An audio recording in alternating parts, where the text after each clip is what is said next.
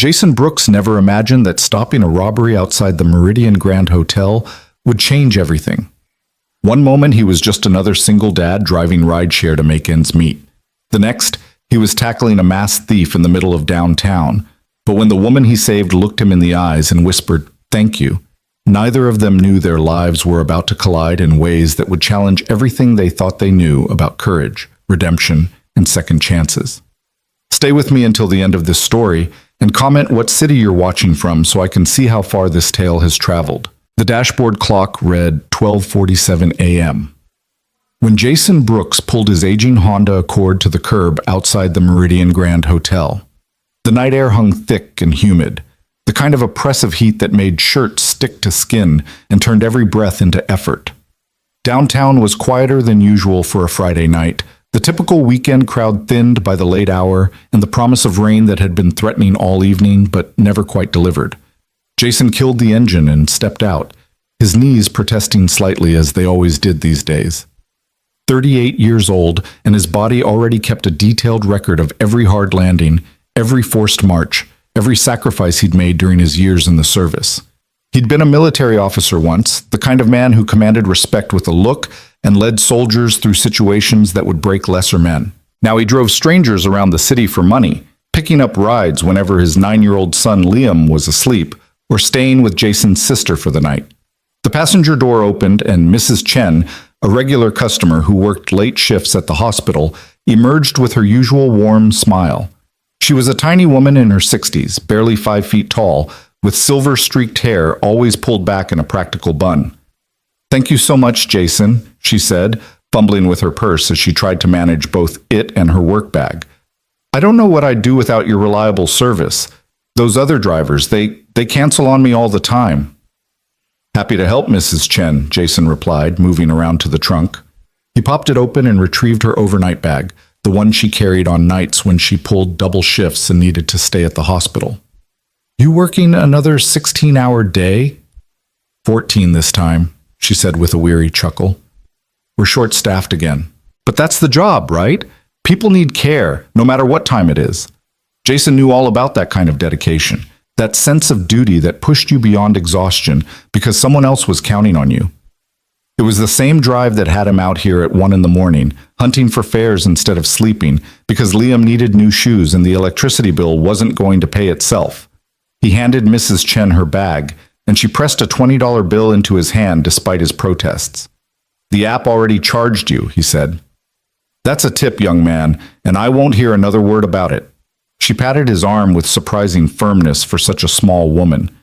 "You have a son to take care of. Don't you dare try to give that back." Before Jason could respond, a sound cut through the night air that made his blood run cold. It was a scream, sharp and terrified, the kind of sound that bypassed rational thought and triggered pure instinct. Both he and Mrs. Chen froze, heads turning toward the source. Across the street, maybe 40 yards away at the crosswalk, a scene was unfolding in the harsh glow of the streetlights. A woman in a blue dress was on the ground, and a figure loomed over her, a man in dark clothing with something covering his face. Even from this distance, Jason could see the struggle, could see the man yanking at the woman's purse while she held on desperately. "Oh my God," Mrs. Chen whispered, her hand flying to her mouth. Jason's mind went calm, crystalline clear, the way it always had in moments of crisis. It was the same clarity that had saved his life and the lives of his soldiers more times than he could count. Time seemed to slow down as he processed the situation in fractions of a second. The attacker had his back to them, focused entirely on his victim. The woman was fighting back but losing, her heels making it impossible to find purchase on the pavement. There were no other pedestrians visible on the street, no police cars in sight, no help coming. "Call 911, Jason said to Mrs. Chen, his voice steady and authoritative in a way that brought back muscle memory from another life. Then he was moving. His feet hit the pavement in a dead sprint, his body remembering the training even if his knees wished he'd forget. The distance closed fast. 30 yards. 20. The woman's scream came again, higher pitched this time, edged with real fear as the attacker succeeded in ripping the purse from her grip. The man straightened up, triumphant, the stolen bag clutched in his gloved hands. He was wearing a ski mask despite the heat, and through the eye holes Jason could see him glancing around, checking for witnesses. That's when he spotted Jason charging across the street like a freight train with a personal vendetta. "Hey!" Jason shouted, not slowing down. "Drop it!" The attacker's body language shifted instantly from predator to prey. He took one look at the 6'2" former soldier bearing down on him and made a calculation. He turned to run. He didn't make it 3 steps. Jason hit him like a linebacker, all controlled violence and precise force. The tackle was textbook, the kind of thing they drilled into him during basic training and that he'd practiced 1,000 times in hand-to-hand combat courses. He wrapped his arms around the attacker's midsection, lifted him slightly off the ground, and drove him down hard onto the pavement. The impact knocked the wind out of both of them, but Jason recovered faster. Years of muscle memory took over. He secured the attacker's right arm, twisting it up behind his back in a control hold that made any resistance extremely painful. The stolen purse skittered across the concrete, its contents spilling out in a trail of lipstick, keys, and a smartphone with a cracked screen. "Stay down!" Jason growled, applying just enough pressure to make his point clear. The attacker bucked once, trying to throw him off, but Jason had 50 pounds on him and a lifetime of training in how to control a hostile combatant. He pressed down harder, his knee between the man's shoulder blades, and felt the fight go out of him. "I said stay down!" For a moment, the only sounds were Jason's heavy breathing and the attacker's wheezing gasps. Then the calculation changed again. The man clearly decided that whatever was in that purse wasn't worth getting arrested or worse. With a sudden twist that Jason didn't quite anticipate, he wrenched free, leaving his jacket behind in Jason's grip, and scrambled to his feet. Jason moved to tackle him again, but the attacker was already running, stumbling slightly but finding his speed. He darted into the alley beside the hotel, and Jason made a split-second decision not to pursue. The woman was still on the ground. She was the priority now, not revenge or some misplaced sense of finishing the fight. He let the attacker go and turned back to where the woman sat on the pavement, her blue dress torn at the shoulder, one shoe missing, her eyes wide with shock. "You okay, ma'am?"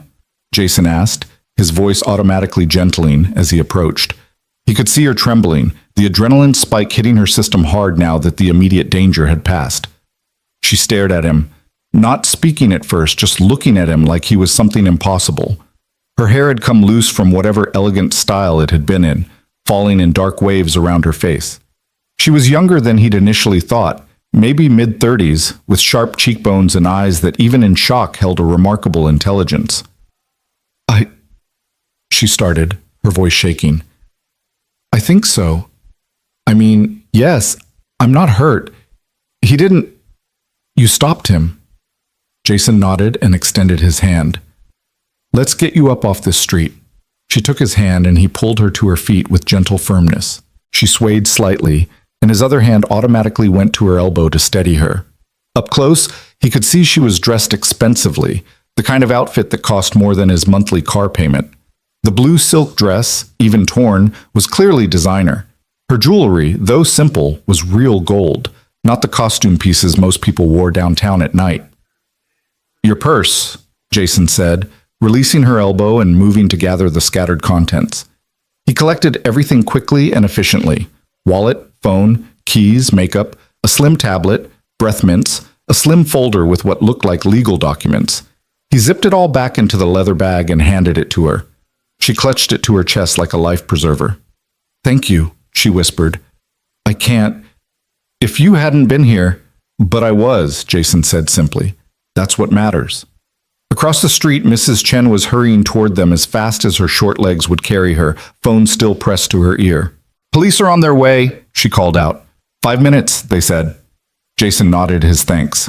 He turned back to the woman in the blue dress and really looked at her for the first time. Despite the dishevelment, despite the fear still evident in her eyes, there was something striking about her. Not just beautiful, though she certainly was that, but something more. A quality of presence, of self-possession that even trauma couldn't completely shake. "We should get you inside," he said, gesturing toward the hotel entrance. "You'll be safer there, and you can sit down while we wait for the police." She nodded mutely and took a step forward, then winced. She'd lost one of her heels in the struggle, and the other had broken during the fall. Jason watched her try to walk, saw her wobble, and made another quick decision. Here, he said, turning his back to her slightly and crouching down. Climb on, I'll carry you. What? No, I couldn't possibly. Ma'am, with all due respect, your feet are torn up and you're shaking like a leaf. Let me help you.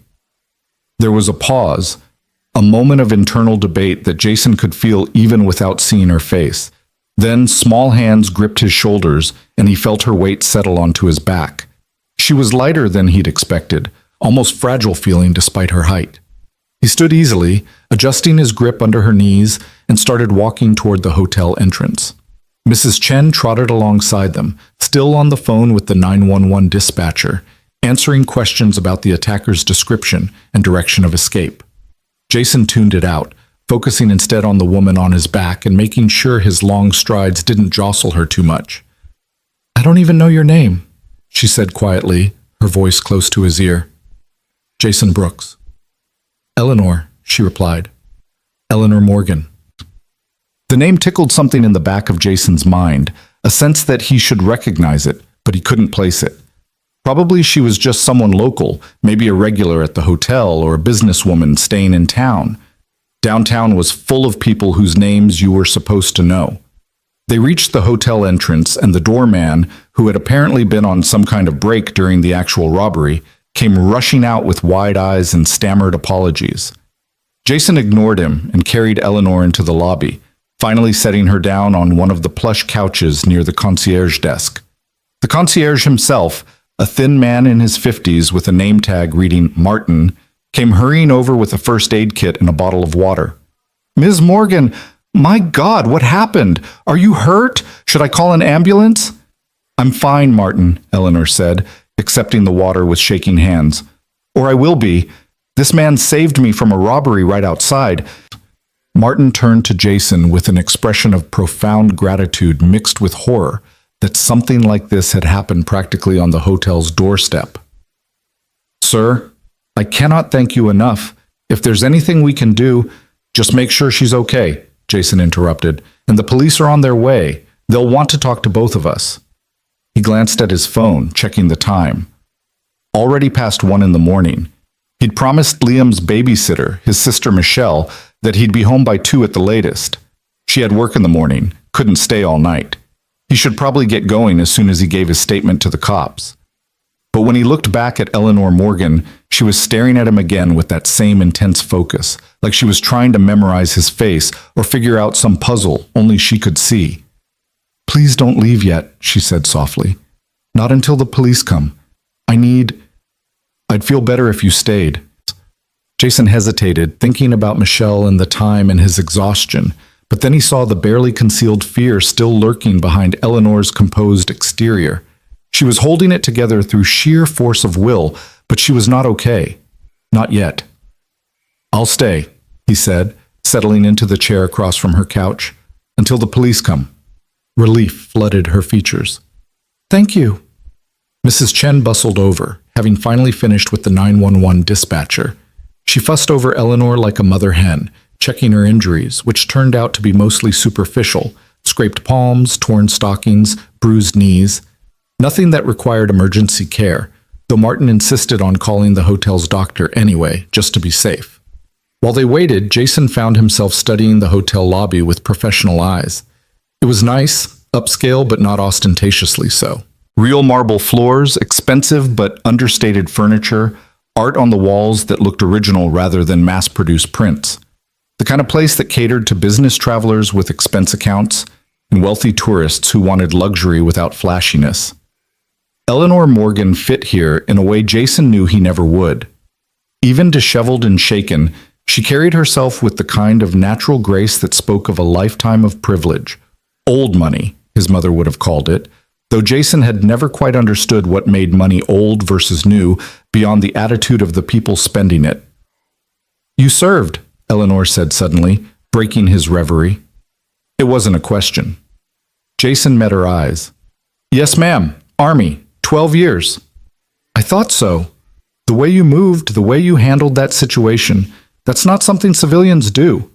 She took a sip of water, her hands steadier now. Officer? Captain. Infantry. She nodded as if that confirmed something. Why'd you leave? It was a personal question, especially from a stranger, but something about the way she asked it, genuinely curious rather than nosy, made Jason answer honestly. My wife got sick, he said quietly. Cancer. She needed me home, not deployed halfway around the world, so I resigned my commission and came back to take care of her and our son. Eleanor's expression softened with immediate understanding and sympathy. I'm so sorry. Is she? 3 years ago, Jason said. It was fast at the end, aggressive, but we had some good time together before. He trailed off, not sure why he was telling this woman his life story. Maybe it was the lateness of the hour, or the adrenaline crash, or just the strange intimacy that came from shared trauma. Whatever it was, he found himself continuing. After she passed, I had to figure out how to be both parents to a 6-year-old boy. The Army pension helps, but it's not enough. I've been doing security work, some private consulting, driving rideshare when I need extra cash. Whatever keeps food on the table and a roof over our heads. That's why you were here tonight, Eleanor said. You were working.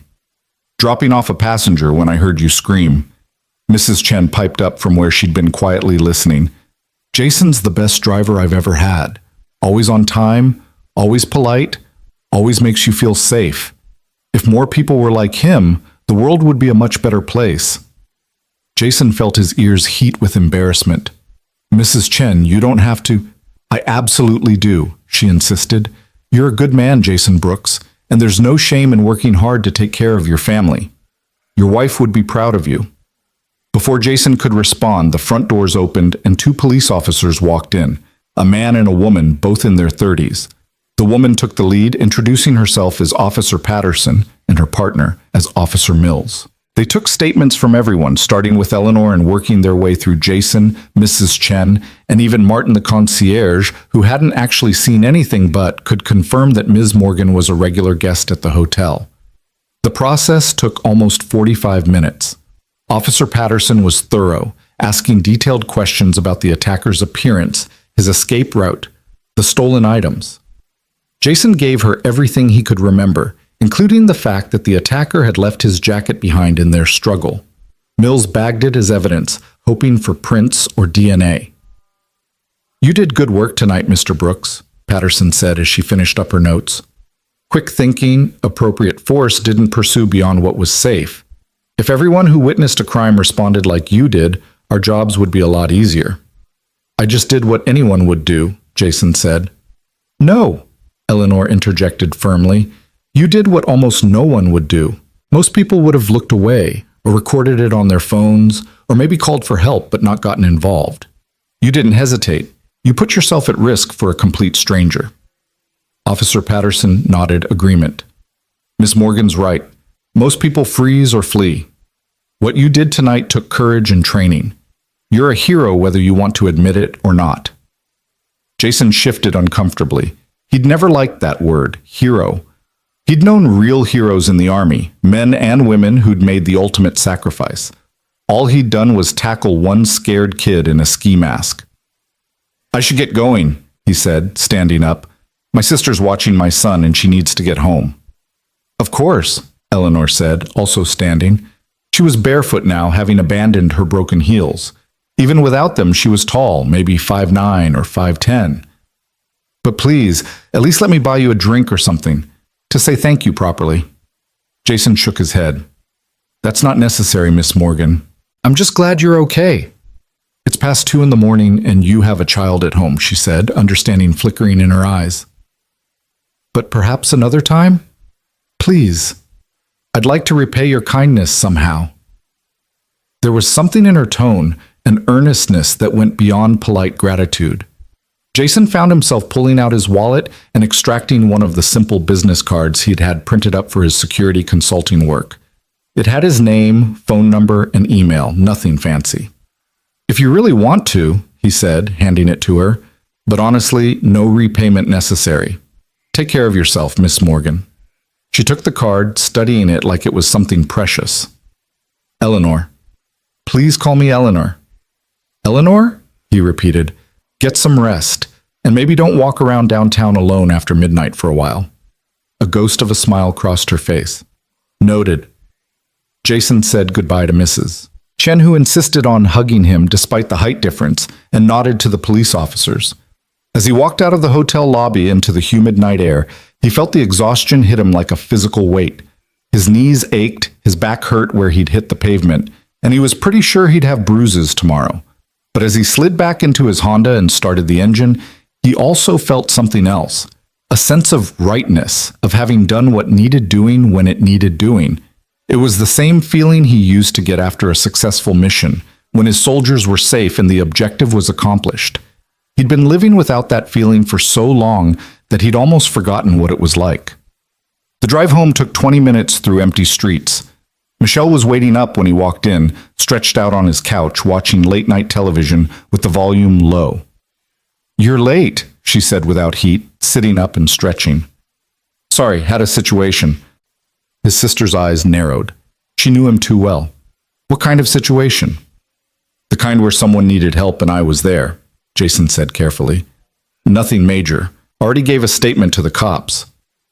"Jason Brooks, if you got yourself hurt..." "I'm fine, Mach, promise. Just tired." She studied him for a long moment, then sighed.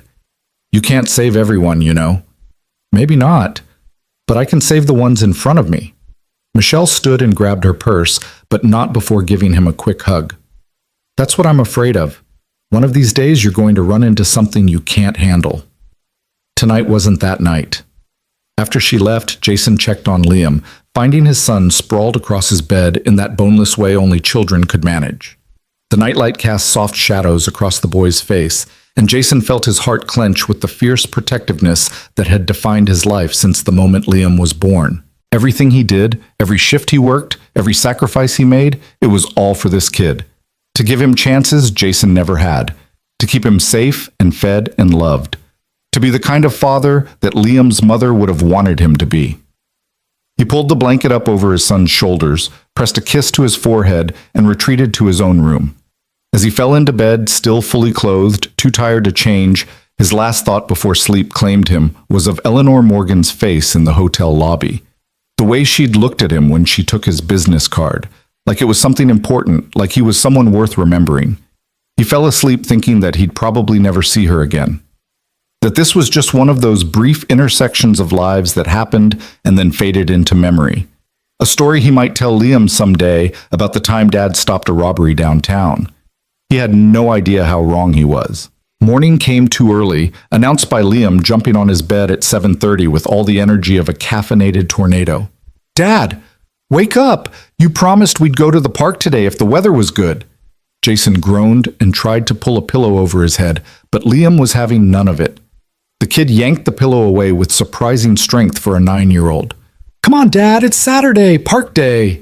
All right, I'm up," Jason muttered, swinging his legs out of bed. Every muscle in his body screamed in protest, the after effects of last night's tackle making themselves known. He suppressed a wince and smiled at his son instead. "Give me 20 minutes to shower and make breakfast, okay?"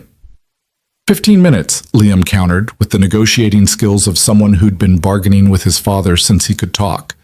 "And can we have pancakes?" "Deal." Liam whooped and raced out of the room, leaving Jason to haul himself to the shower. As hot water pounded his sore muscles, he found his mind drifting back to Eleanor Morgan. He wondered how she was doing this morning, whether she'd slept, whether the fear had faded or lingered. He shook his head, annoyed at himself for the distraction. She was probably fine, probably had a dozen people around her to make sure she was okay. She didn't need Jason Brooks worrying about her from across town.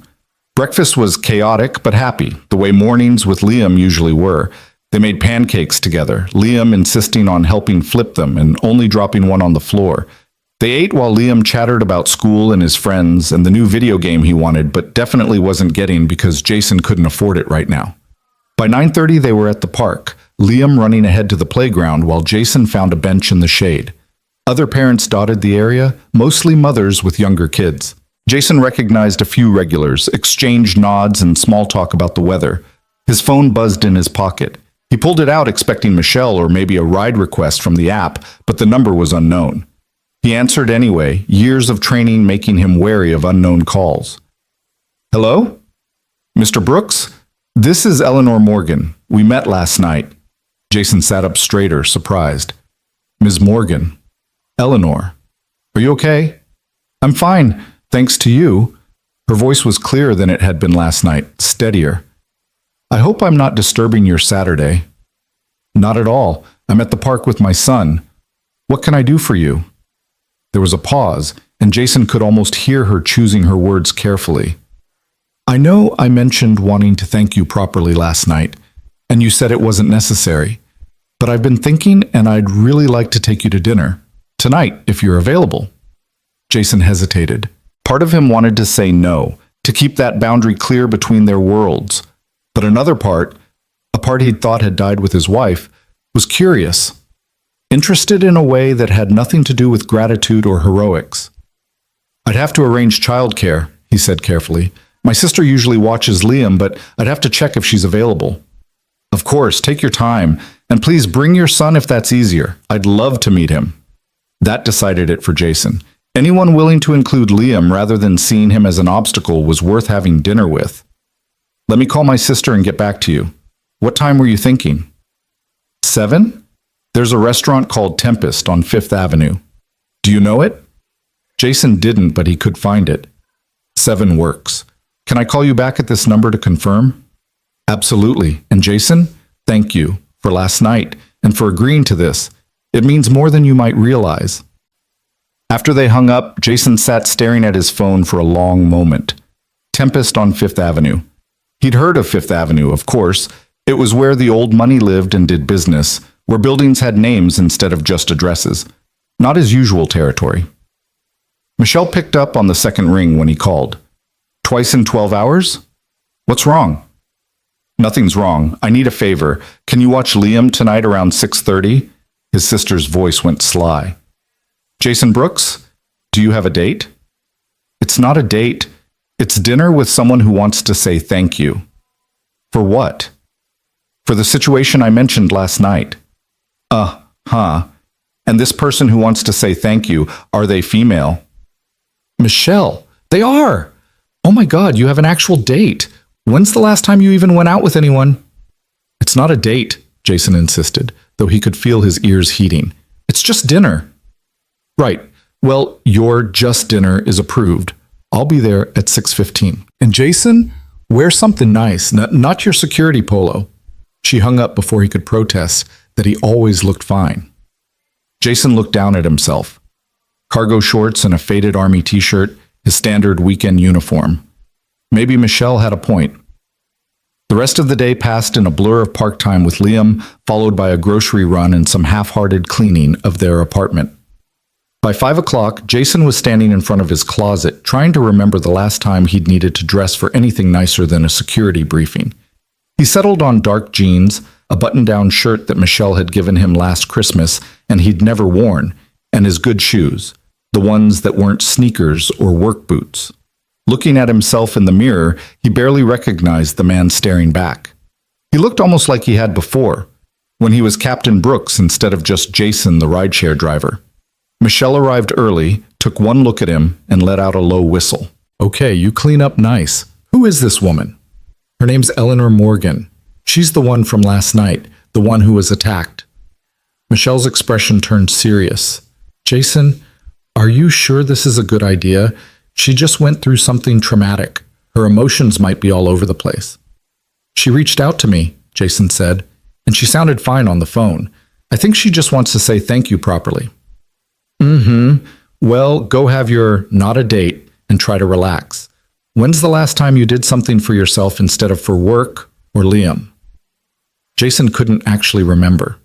That probably said something about his life. He said goodbye to Liam, who barely looked up from his video game, and headed out.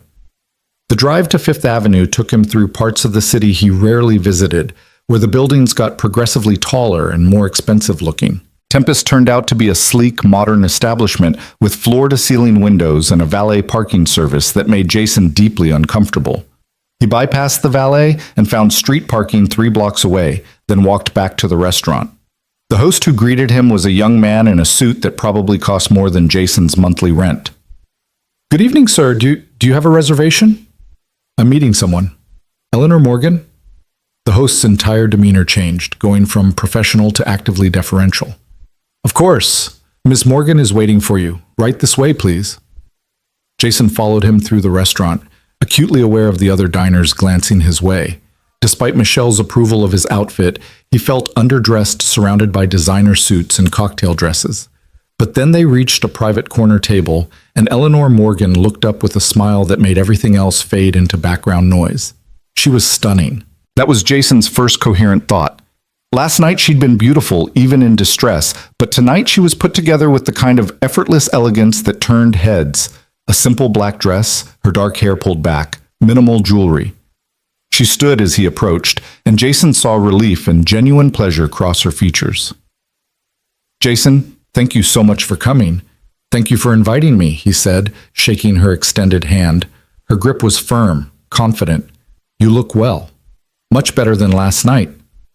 I feel better, please sit. The host pulled out Jason's chair, which was another thing that made him uncomfortable, but he managed to sit without making a fool of himself. A waiter appeared instantly with menus and water, rattling off specials that involved words Jason didn't recognize and ingredients he'd never heard of. After the waiter left, Eleanor leaned forward slightly. I should have asked where you'd like to eat. This is where I usually take business associates, but if you'd prefer somewhere else, this is fine, Jason assured her, though he was already mentally calculating the cost of the entrees he could see on the menu. He'd have to pick up extra shifts this week to cover this, even if she was technically inviting him. Eleanor seemed to read his mind. Please, order anything you like. This dinner is on me, and I won't take no for an answer. You saved my life last night. The least I can do is buy you a meal. You don't owe me anything, Jason said reflexively. I know I don't owe you. I want to. She paused, then added more quietly, I haven't been able to stop thinking about what happened, about what could have happened if you hadn't been there. I needed to see you again, to make sure you were real and not some figment of stress-induced imagination. Jason didn't know what to say to that, so he just nodded. The waiter returned and Eleanor ordered wine with easy familiarity, then looked to Jason. He ordered a steak, medium rare, and immediately felt like he'd chosen wrong when Eleanor asked for something with truffle oil and microgreens. But she didn't seem to judge. Instead, as the evening progressed, she asked him questions about Liam, about his time in the army, about his life now. And Jason found himself talking more than he had in years, drawn out by her genuine interest and the way she listened like every word mattered. In return, he learned that Eleanor Morgan wasn't just wealthy. She was CEO of Morgan Holdings, a massive investment firm that managed billions in assets. She'd built it from nothing after aging out of the foster care system at 18, using scholarships and student loans to put herself through business school, then clawing her way up through the ranks of the financial world until she could start her own company. I don't usually tell people that part, she admitted over dessert. The foster care part. It's not exactly the origin story people expect from someone in my position. Why tell me? Jason asked. She considered the question, swirling wine in her glass. Because you told me about your wife, about what you gave up to take care of her and your son. That kind of honesty deserves honesty in return. The conversation flowed easily after that, like they'd known each other for years instead of hours. Jason found himself laughing, actually laughing, at Eleanor's dry observations about the business world and the absurd demands of corporate culture. She in turn seemed fascinated by his military stories, the ones he usually kept to himself. It wasn't until the check came, which Eleanor smoothly intercepted before Jason could even see the total, that he realized 3 hours had passed. I should get home, he said reluctantly. My sister has to work tomorrow. Eleanor nodded, but there was something in her expression, a hesitation. Jason, there's something else I wanted to ask you. Something beyond just saying thank you. Okay. Morgan Holdings is looking for a new head of security, someone to oversee protection for our executives, manage our security protocols, liaise with law enforcement. It's a full-time position with benefits, and given your background, your experience, the way you handled yourself last night, I think you'd be perfect for it. Jason felt like the ground had shifted under him. You're offering me a job? I'm offering you an interview, Eleanor corrected. I don't hire people just because I'm grateful to them. But I do recognize talent when I see it, and you have skills we need. If you're interested, I'd like you to come by our offices Monday morning, 10 o'clock. At least hear me out properly before you decide. Jason's mind was racing. A real job, with benefits. The kind of security consulting work he'd been trying to break into for 3 years. It sounded too good to be true. It probably was too good to be true. But Eleanor was looking at him with that same intense focus from the hotel lobby, waiting for his answer. "I'll be there," Jason heard himself say. 10 o'clock Monday. The smile that crossed her face was radiant. "Excellent. I'll email you the details and address tonight." They walked out together, and Jason retrieved his car from its street parking spot while Eleanor waited with him. The valet had brought her car around, a sleek silver Mercedes that probably cost more than Jason had earned in the last 5 years combined. "Thank you again for dinner," Jason said, "and for the opportunity. I don't take it lightly." "I know you don't. That's part of why I made the offer." Eleanor extended her hand again, and Jason shook it. "Monday, 10 a.m. Don't be late." "Yes, ma'am." She laughed at that, a genuine sound of amusement. "You really can't help the military formality, can you?" "Old habits," Jason admitted with a slight smile. He drove home through the city lights, his mind churning with possibilities and doubts in equal measure. A real job. Benefits. A chance to use his actual skills instead of just driving people around. It felt like a door opening after years of being locked in a room. But it also felt dangerous somehow, like stepping out onto ice that might or might not hold his weight. Eleanor Morgan was clearly someone important, someone with power. Getting involved with her world, even just as an employee, meant exposure to things Jason had been avoiding since leaving the army. Responsibility beyond just himself and Liam. The chance to fail publicly instead of privately. Michelle took one look at his face when he walked in and knew something significant had happened. "Tell me everything." So he did, sitting at his small kitchen table while she made tea and listened with the focused attention of the lawyer she'd always wanted to be before life got in the way. When he finished, she was quiet for a long moment. "This could be really good for you," she finally said. "For both of you. Liam needs stability, and this would give you that." "Or it could blow up in my face," Jason countered. "She barely knows me. What if I'm not what she thinks I am? What if I mess it up?" "Jason." Michelle reached across the table and grabbed his hand. "You've been selling yourself short for 3 years. Ever since Sarah died, you've been in survival mode, just trying to keep your head above water. But you're more than that. You were a damn good officer. You led men and women through impossible situations and brought them home alive. You can handle a security job for an investment firm." "It's not the job I'm worried about," Jason admitted quietly. I don't know. Everything else." "You mean Eleanor?" It wasn't a question, and Jason didn't try to deny it. "She's out of my league, Mish. Way out." "Maybe. Or maybe you're exactly what she needs. Someone real. Someone who doesn't want anything from her except to do the job well. You think everyone in her world is like that?" Jason didn't have an answer for that, so he just sighed and finished his tea. After Michelle left, he checked on Liam, still sleeping peacefully, and then lay in his own bed staring at the ceiling. His phone buzzed with an incoming email. Eleanor sending the details for Monday's interview along with a brief note. "I meant what I said tonight. This isn't charity or gratitude. This is business. But I hope it becomes more than that. I hope it becomes the start of something good for both of us. Sleep well, Jason Brooks. You've earned it." Jason read the message 3 times, then set his phone aside. Sleep was a long time coming, and when it finally arrived, he dreamed of crosswalks and blue dresses, of second chances and doors opening into rooms filled with light. Monday morning couldn't come soon enough. Sunday passed in a haze of nervous energy that Jason tried unsuccessfully to hide from his son. He spent the morning researching Morgan Holdings online, discovering that Eleanor's company was even more impressive than she'd let on during dinner. Forbes had profiled her twice. The Wall Street Journal called her one of the most influential women in finance under 40. Her company managed pension funds, private equity investments, and philanthropic foundations with assets totaling over $8 billion. $8 billion. The number made Jason's head spin. He'd be responsible for protecting people who dealt with that kind of money every single day. "Dad, you're doing that thing again," Liam said from the couch, not looking up from his handheld game. "What thing?" "That thing where you stare at your computer and make the worried face, the one with the wrinkly forehead." Jason consciously smoothed his expression. I'm not worried. I'm preparing. For what? A job interview tomorrow.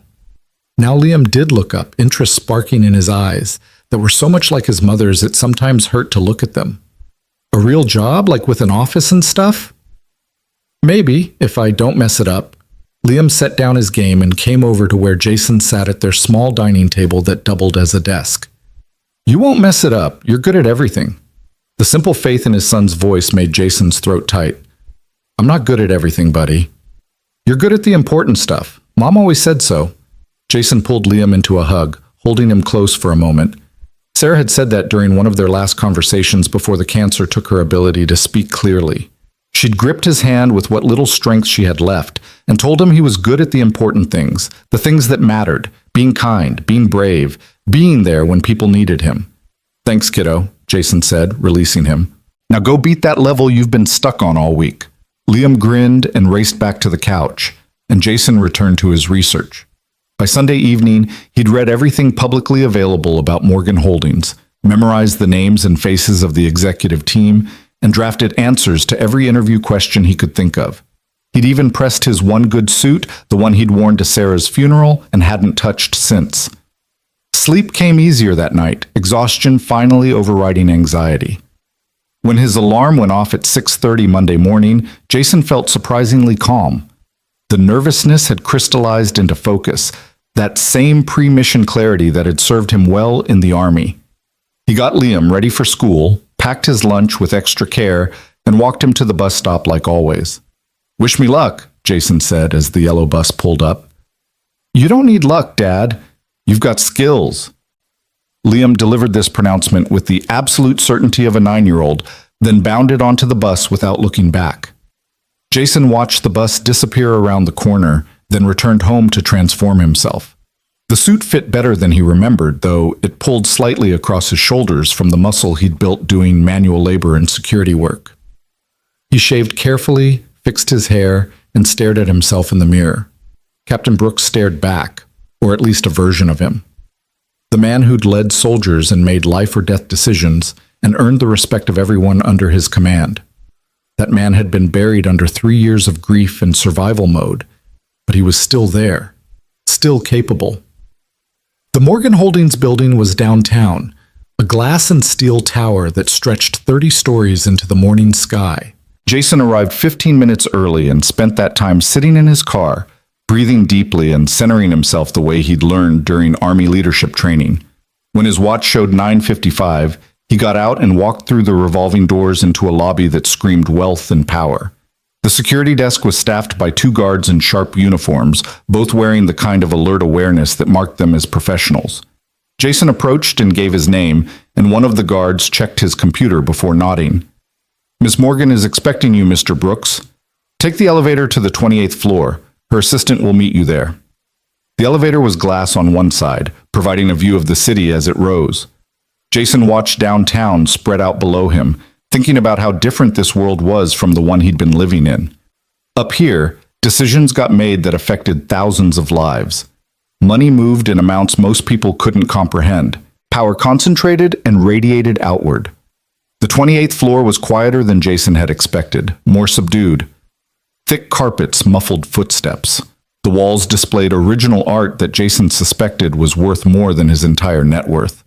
A woman in her 50s with perfectly styled gray hair and a smile that didn't quite reach her eyes stood waiting by the elevator. Mr. Brooks, I'm Patricia Chen, Miss Morgan's executive assistant. Please follow me. Jason followed her down a hallway lined with offices, each one occupied by someone who looked busy and important. They passed a conference room where a meeting was clearly in progress, multiple screens displaying charts and graphs that meant nothing to Jason, but everything to the people studying them intently. Patricia stopped at a door at the end of the hall, knocked once, and opened it without waiting for a response. Miss Morgan, Mr. Brooks is here. Thank you, Patricia. Please hold my calls. Eleanor's office was corner-positioned with floor-to-ceiling windows on 2 sides, providing a panoramic view of the city. But Jason barely noticed the view because Eleanor herself commanded all his attention.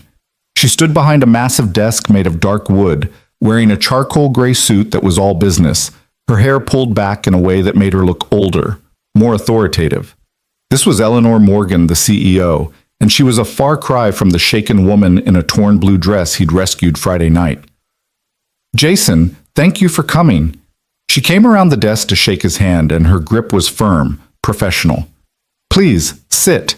She gestured to two chairs arranged around a small table by one of the windows, a more casual setup than her imposing desk would have provided. Jason sat, and Eleanor settled across from him with a tablet and a folder. "I want to start by being very clear about something," she said, meeting his eyes directly. "What happened Friday night has no bearing on this interview. If I didn't think you were genuinely qualified for this position, we wouldn't be having this conversation. Understood?" "Yes, ma'am." A slight smile tugged at her lips. "You can call me Eleanor. We're not in the army." "Sorry, habit." "Don't apologize for good manners." She opened the folder and Jason saw his resume, the one he'd emailed her Sunday night after she'd requested it. "I've reviewed your background. 12 years Army infantry officer, rose to captain, multiple deployments, commendations for leadership under fire, specialized training in security protocols and threat assessment.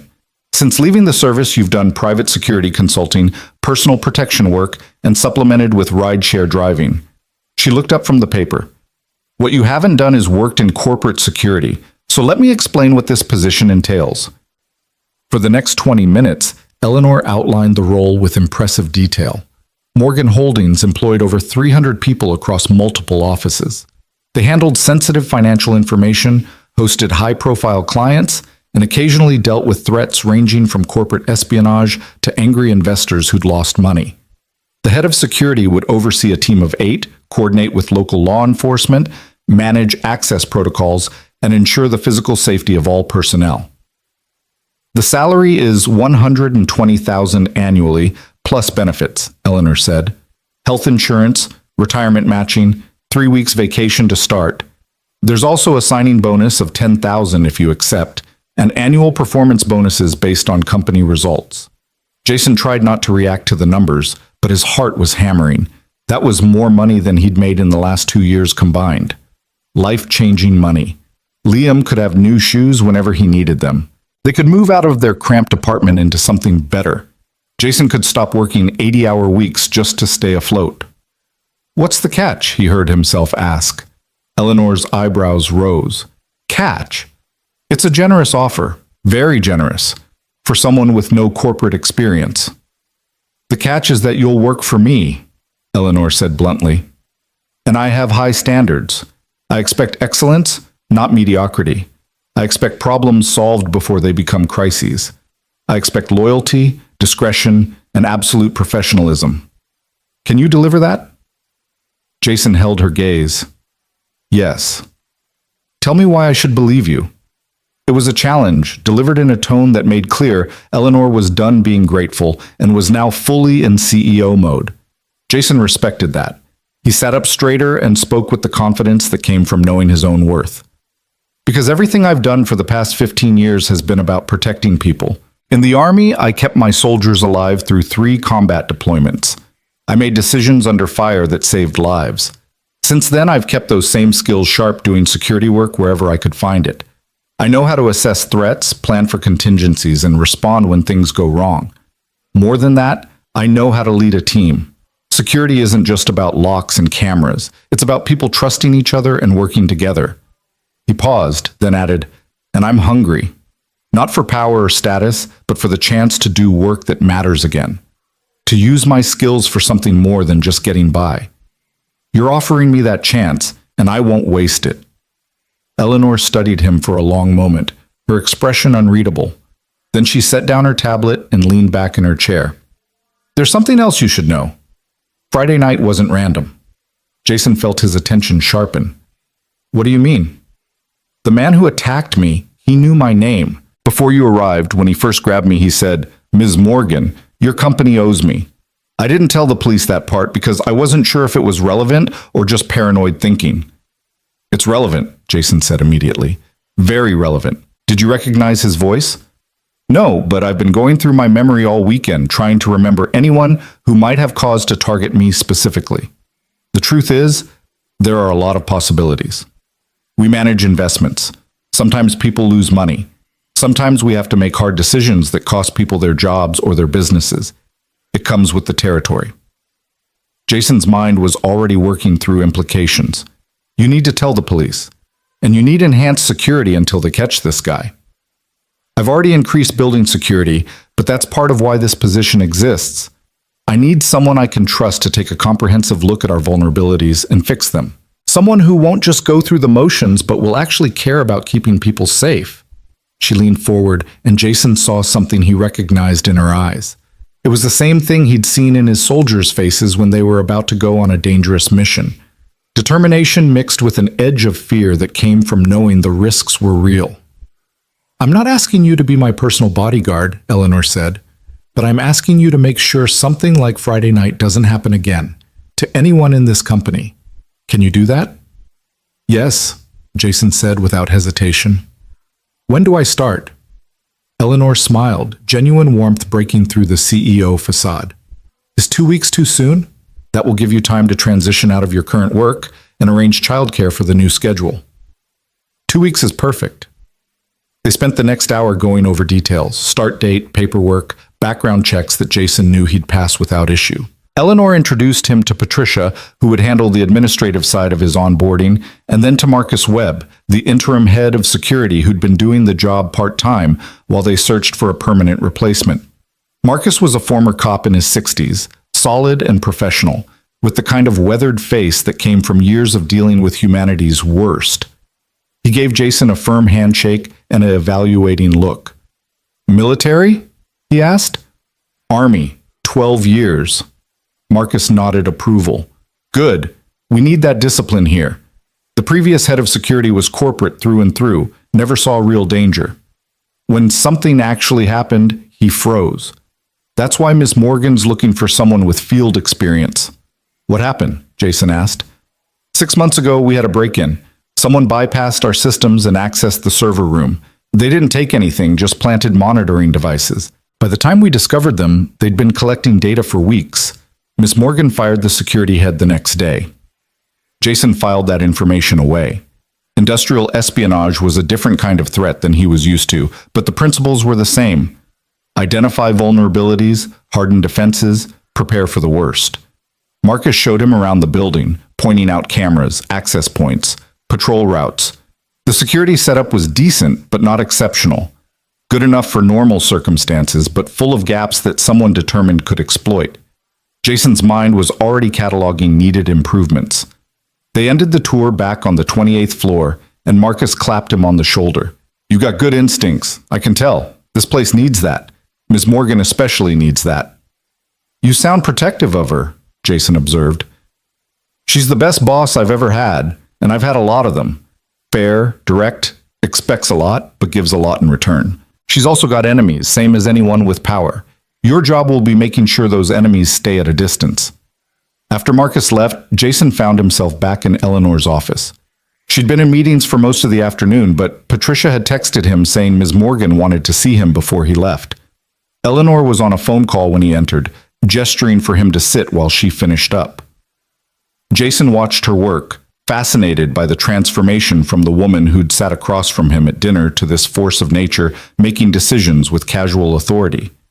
She was negotiating something complex, throwing around terms like basis points and liquidity positions that meant nothing to Jason but clearly meant everything to whoever was on the other end of the line. Done, she said finally, hanging up and turning her full attention to him. Some of the corporate armor had cracked, and she looked tired. Sorry about that. Closing a deal that's been in progress for months. No apologies necessary. It's impressive watching you work.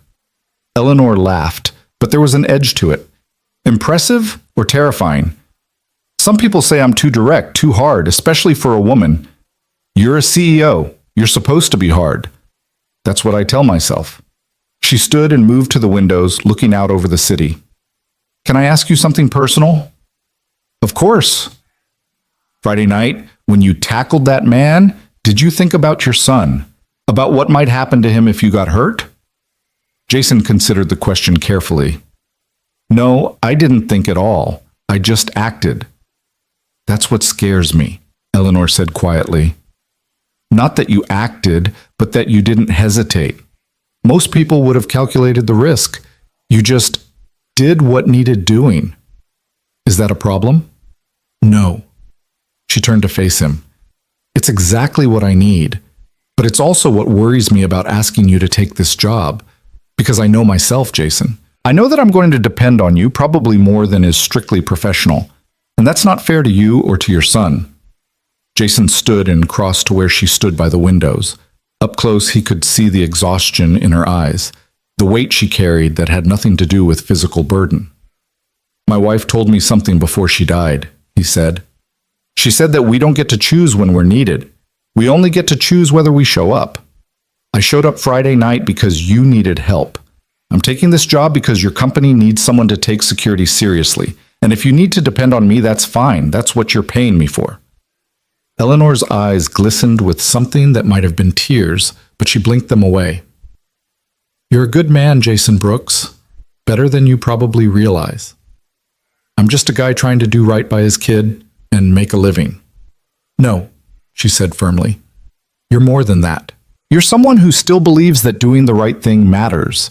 Do you have any idea how rare that is in my world? Before Jason could answer, her phone buzzed with an incoming call. She glanced at it and sighed. I have to take this. But Jason, thank you. For Friday night, for today, for saying yes. I have a feeling you're going to change things around here. Jason left the building as the afternoon sun angled between skyscrapers, painting downtown in shades of gold and amber. His phone was full of messages from Michelle demanding updates, but he ignored them for now. Instead, he drove to Liam's school and waited in the pickup line, just another parent among dozens. When Liam climbed into the car, he took one look at Jason's face and grinned. You got it! I got it, Jason confirmed, unable to keep the smile off his own face.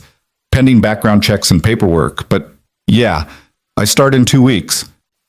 Liam whooped and punched the air, and Jason laughed, really laughed, for what felt like the first time in months. They celebrated with pizza at the cheap place Liam loved, and Jason let him order whatever he wanted without checking prices. It was a small thing, but it felt significant, a marker of things changing. That evening, after Liam was in bed, Jason sat on his couch with a beer and called Michelle. She picked up immediately. Tell me everything right now or I'm coming over there. So he did, walking her through the entire day from the moment he'd entered the Morgan Holdings building to the conversation with Eleanor by the windows. Michelle listened without interrupting, and when he finished, there was a long pause. Jason, this is huge. This is your life changing. I know.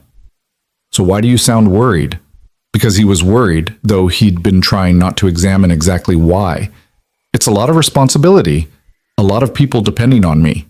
You had 100 soldiers depending on you in Afghanistan. You handled that. That was different. I knew what I was doing there. This is corporate security, corporate politics. I'm out of my depth. You're always out of your depth at first, Michelle said pragmatically. That's how you learn to swim. Besides, it sounds like this Eleanor woman believes in you. That counts for something. Jason thought about Eleanor by the windows, confessing her fear that she'd depend on him too much. There was something developing between them, some connection that went deeper than employer and employee. He wasn't naive enough to pretend otherwise, but he also wasn't sure what to do about it. She's complicated, he said finally. Good. Complicated people are interesting. You've been living a simple, safe life for 3 years, Jason. Maybe it's time for complicated. After they hung up, Jason pulled out his laptop and started making lists. Things he needed to research about corporate security. Questions he had for Marcus. Improvements he'd already identified in the building's defenses. He worked until past midnight, fueled by excitement and purpose he'd forgotten he could feel. The next 2 weeks passed in a blur of preparation. Jason gave notice to the rideshare company, finished up his last security consulting jobs, and spent hours online studying corporate security protocols and best practices.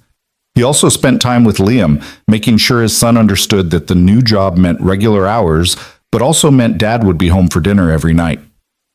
And I can actually come to your school events now, Jason said one evening while they were making dinner together.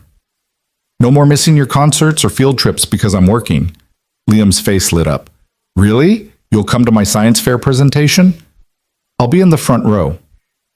The science fair was that Friday, 2 days before Jason's start date. He sat through 20 presentations by 9-year-olds explaining volcanoes, solar systems, and plant growth with the deadly seriousness only children could muster. When it was Liam's turn to present his project on simple machines, Jason watched his son explain levers and pulleys with confidence and pride, and felt his throat tighten with emotion. Sarah should have been here for this. She'd been the one who loved school events, who'd volunteered for every field trip and bake sale. Jason was doing his best, but he knew there were gaps. Things Liam needed that one parent couldn't provide, no matter how hard they tried. After the fair, as they drove home through Friday evening traffic, Liam said, "Mom would have liked my project." "She would have loved it," Jason agreed. "She'd be so proud of you." "Are you proud of me?" "Every single day, buddy. Every single day." Saturday, Jason's last day before starting at Morgan Holdings, was spent in practical preparation. He bought 3 new shirts and 2 pairs of dress pants, spending more money than he was comfortable with, but knowing he needed to look the part. He got a haircut, the kind of precise military style that had been his standard for years. He even bought a new briefcase, replacing the battered messenger bag he'd been using since leaving the army.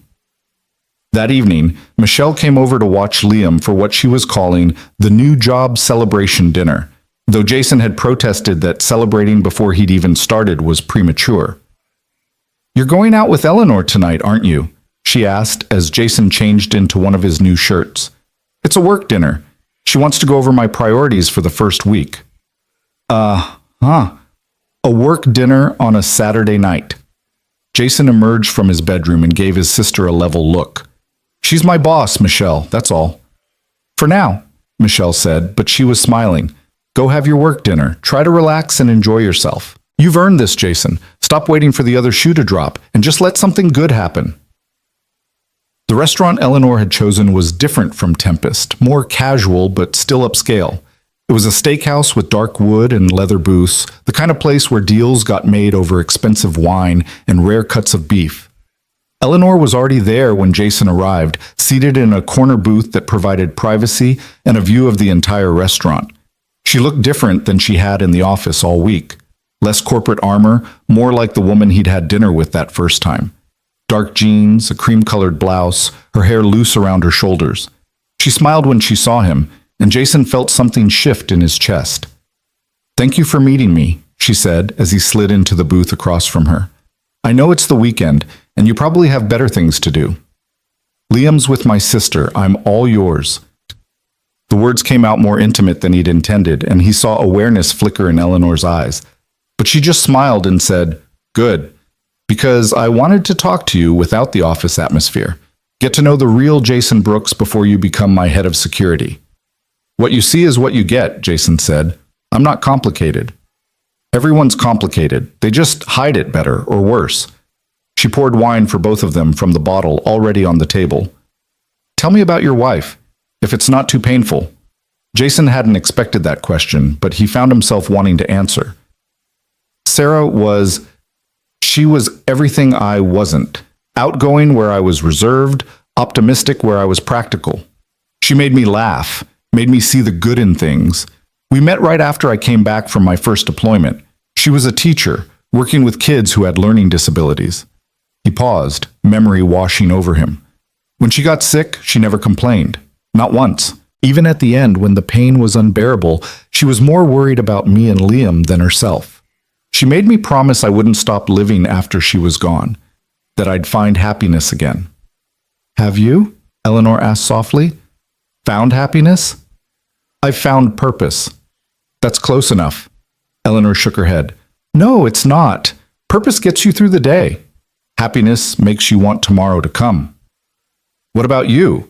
Jason deflected. "You built an empire from nothing. That must make you happy." "It makes me satisfied, accomplished. But happy?" She swirled wine in her glass, considering. "I don't know if I've ever let myself be happy. I've been too busy proving I deserve to exist in rooms full of people who think I don't belong." "The foster care thing," Jason said, remembering what she'd told him. "The foster care thing," she confirmed. "I aged out of the system with $500, a high school diploma, and a chip on my shoulder the size of Texas. I put myself through community college, then state university, then business school. Every step of the way, people told me I wouldn't make it, that girls from my background didn't become CEOs. She met his eyes directly. So I proved them wrong, built a company that made me richer and more powerful than any of them. But somewhere along the way, I forgot how to just be, how to exist without constantly fighting. Is that why Friday night shook you so badly? Jason asked. Because you couldn't fight back effectively? Maybe. Or maybe because it reminded me that all the money and power in the world doesn't matter if you can't walk safely down a street at night. That I'm still vulnerable, still at risk, no matter how many floors up my office is. The waiter arrived then to take their orders, providing a break in the heavy conversation. They both ordered steaks, and Eleanor asked for a side of truffle fries that she admitted were her guilty pleasure indulgence. As the evening progressed, the conversation lightened. They talked about everything and nothing, movies, books, the peculiarities of the city they both called home. A break in the heavy conversation. They both ordered steaks, and Eleanor asked for a side of truffle fries that she admitted were her guilty pleasure indulgence. As the evening progressed, the conversation lightened. They talked about everything and nothing, movies, books, the peculiarities of the city they both called home. Eleanor was funny when she relaxed, with a dry wit that caught Jason off guard and made him laugh more than he had in years. She asked about Liam, seemed genuinely interested in Jason's stories about 9-year-old logic and the challenges of single parenting. "You're good at it," she said over dessert. "Being a father, I can tell from the way you talk about him." "I'm doing my best. Some days that's enough, some days it's not. That's all any of us can do, our best." When the check came, Eleanor waved away Jason's half-hearted attempt to pay. "This one's on me. Consider it a welcome to the company dinner." They walked out together into the cool evening air, and Jason realized he didn't want the night to end. That was dangerous thinking, he knew. She was his boss. There were power dynamics, professional boundaries that needed to stay intact. But standing there under the streetlights with Eleanor looking up at him, those boundaries felt very theoretical and very distant. "I should go," he said, not moving. "Early start Monday morning." "Yes," Eleanor agreed, also not moving. "Big day for both of us." They stood there for a moment longer, something unspoken hanging between them. Then Eleanor stepped forward and hugged him, quick and fierce. Jason's arms came up automatically, holding her, and for just a second she let herself lean into him. "Thank you," she whispered against his shoulder. "For everything, for Friday night, for taking this job, for tonight. You make me feel safe, Jason. That's not something I feel very often." Then she pulled back, composed herself, and was CEO Eleanor Morgan again. "I'll see you Monday morning, 8 o'clock sharp." "Yes, ma'am," Jason said, unable to help the slight smile. She rolled her eyes, but smiled back. "We really need to work on that ma'am habit." Jason drove home through Saturday night traffic, his mind replaying the evening, analyzing conversations, trying to make sense of what was happening between them. Because something was happening, whether either of them wanted to acknowledge it or not. He could feel it every time their eyes met, every time the conversation dipped below surface level into something real and raw. But Monday morning, all of that would have to be set aside. He'd be her employee, her head of security, responsible for keeping her and 300 other people safe. Personal feelings had no place in that dynamic. He needed to lock this down, keep it professional, maintain appropriate distance. He just wasn't sure he could. Michelle was asleep on his couch when he got home, and Liam was tucked into bed. Jason stood in his son's doorway for a long moment, watching him sleep, thinking about the life he was about to provide for this kid. Stability. Security. A father who came home at normal hours and could afford more than just the basics, but also thinking about Eleanor's words. Purpose gets you through the day. Happiness makes you want tomorrow to come. Maybe, just maybe, he was about to find both. Monday morning arrived with all the weight of new beginnings. Jason woke before his alarm, adrenaline already flooding his system. He went through his routine with military precision, shower, shave, dress in one of his new shirts and his best suit. He made Liam breakfast, walked him to the bus stop, and arrived at the Morgan Holdings building at 7:30, a full half hour before he needed to be there. The morning security guard recognized him from his interview and waved him through with a nod of respect. Jason took the elevator up to the 28th floor, where Patricia was already at her desk despite the early hour. "Mr. Brooks, welcome to your first day," she said warmly. "Ms. Morgan is in early meetings, but she asked me to get you set up in your office and introduce you to the security team." His office was on the 27th floor, smaller than Eleanor's, but still impressive by Jason's standards. Windows overlooking the city, a desk with multiple monitors already set up, a conference table for team meetings. It was more space than he knew what to do with. Patricia handed him an ID badge, building access codes, and a company phone. "Your team meeting is at 9. Miss Morgan will join you at 9:30. Until then, Marcus Webb is waiting to brief you on current protocols and outstanding issues." The next hour was a whirlwind of information. Marcus introduced Jason to the 8-person security team, a mix of former military and police, all competent professionals who sized up their new boss with careful eyes. Jason could read their skepticism. He was younger than most of them, unknown quantity, brought in by the CEO after a dramatic rescue. They were waiting to see if he could actually do the job. At 9:30 exactly, Eleanor walked into the conference room and the entire energy shifted. Everyone sat up straighter, conversation stopped. She commanded attention without saying a word, just by her presence. "Good morning," she said, taking a seat at the head of the table. "I see you've all met Jason Brooks, our new head of security. I expect you to give him your full cooperation and respect. He has my complete confidence, and his decisions regarding security protocols have my backing." She turned to Jason. "The floor is yours." It was a test, Jason realized, a way to see how he'd handle leadership in front of his team and his boss simultaneously. He stood, moved to the whiteboard, and began outlining his assessment of their current security posture and his priorities for improvement. He spoke for 20 minutes, detailing vulnerabilities he'd identified, proposing solutions, assigning initial tasks to team members. He was direct but not harsh, confident but not arrogant. And slowly, he saw the skepticism in his team's faces shift to attention, then to respect. When he finished, Eleanor stood. "Questions?" There were several, all good ones, which Jason answered thoroughly. Then Eleanor nodded. "Excellent, make it happen." She turned to leave, then paused at the door. "Jason, a word in my office when you're done here." After she left, Marcus grinned at Jason. "You just passed the test. She does that with every new executive, throws them in the deep end to see if they swim." "Did I swim?" Jason asked. "Like a damn Olympian." The team dispersed to begin their assigned tasks, and Jason headed up to the 28th floor. Patricia waved him through to Eleanor's office, where she stood by her windows, looking out over the city she'd conquered through sheer determination. "That was well done," she said without turning around. "You're a natural leader. They'll follow you."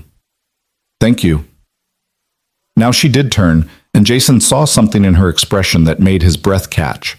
Admiration mixed with something warmer, something that had no place in a professional relationship but existed anyway.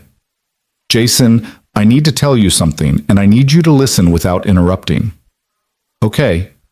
Eleanor took a breath, seeming to steel herself. "I hired you because you're qualified. That's the truth. But I also hired you because when I look at you, I see someone I can trust in a world where trust is a rare commodity. You make me feel safe, and that's not something I ever expected to feel around anyone." She held up a hand as Jason started to speak. "I know this is inappropriate. I know there are power dynamics and professional boundaries. I know that I'm your boss and this conversation shouldn't be happening. But I also know that life is short and uncertain, and if Friday night taught me anything, it's that we don't always get second chances." Jason's heart was hammering. "Eleanor, I'm not asking for anything," she interrupted. "I'm just telling you where I stand. What you do with that information is up to you. But I needed you to know. I needed you to understand that this, whatever this is between us, it's real for me. And it started the moment you tackled that man in the street without hesitating, without calculating the cost."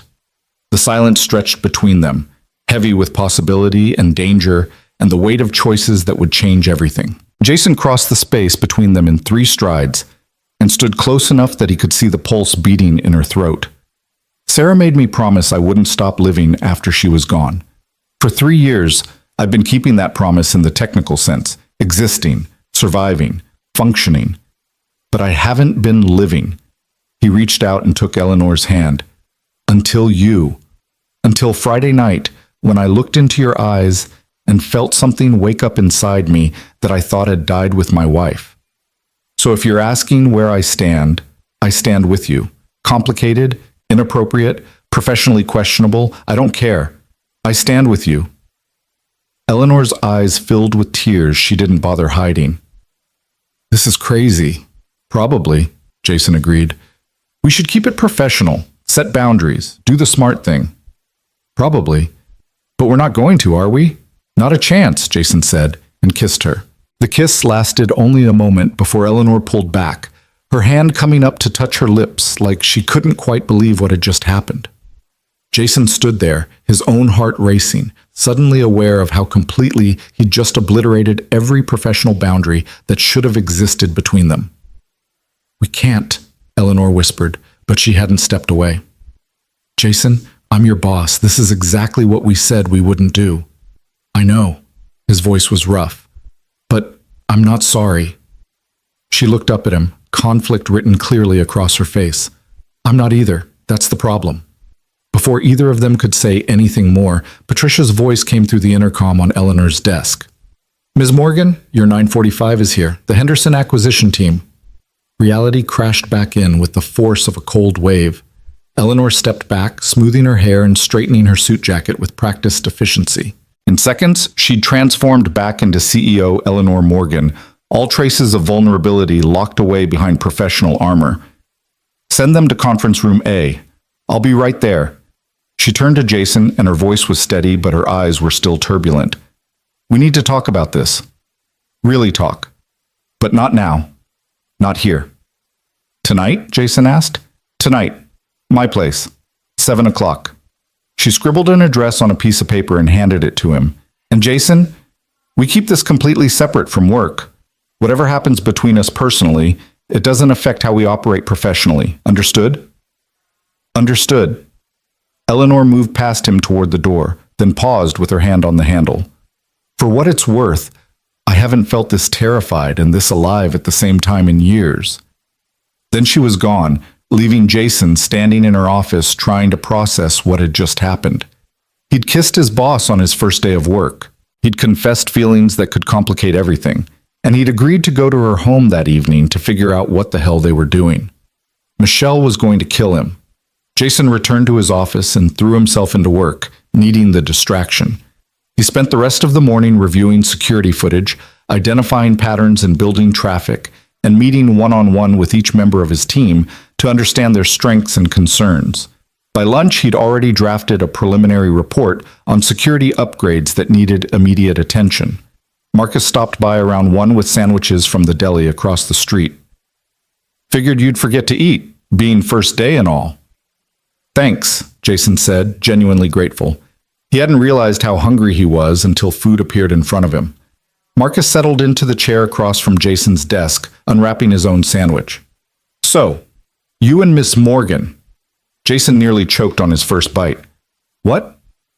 Easy, kid. I'm not blind, and I've been doing this work for 30 years.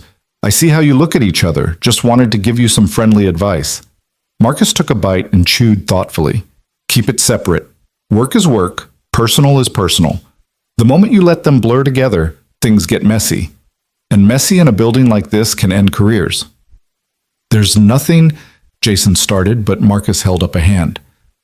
I'm not judging.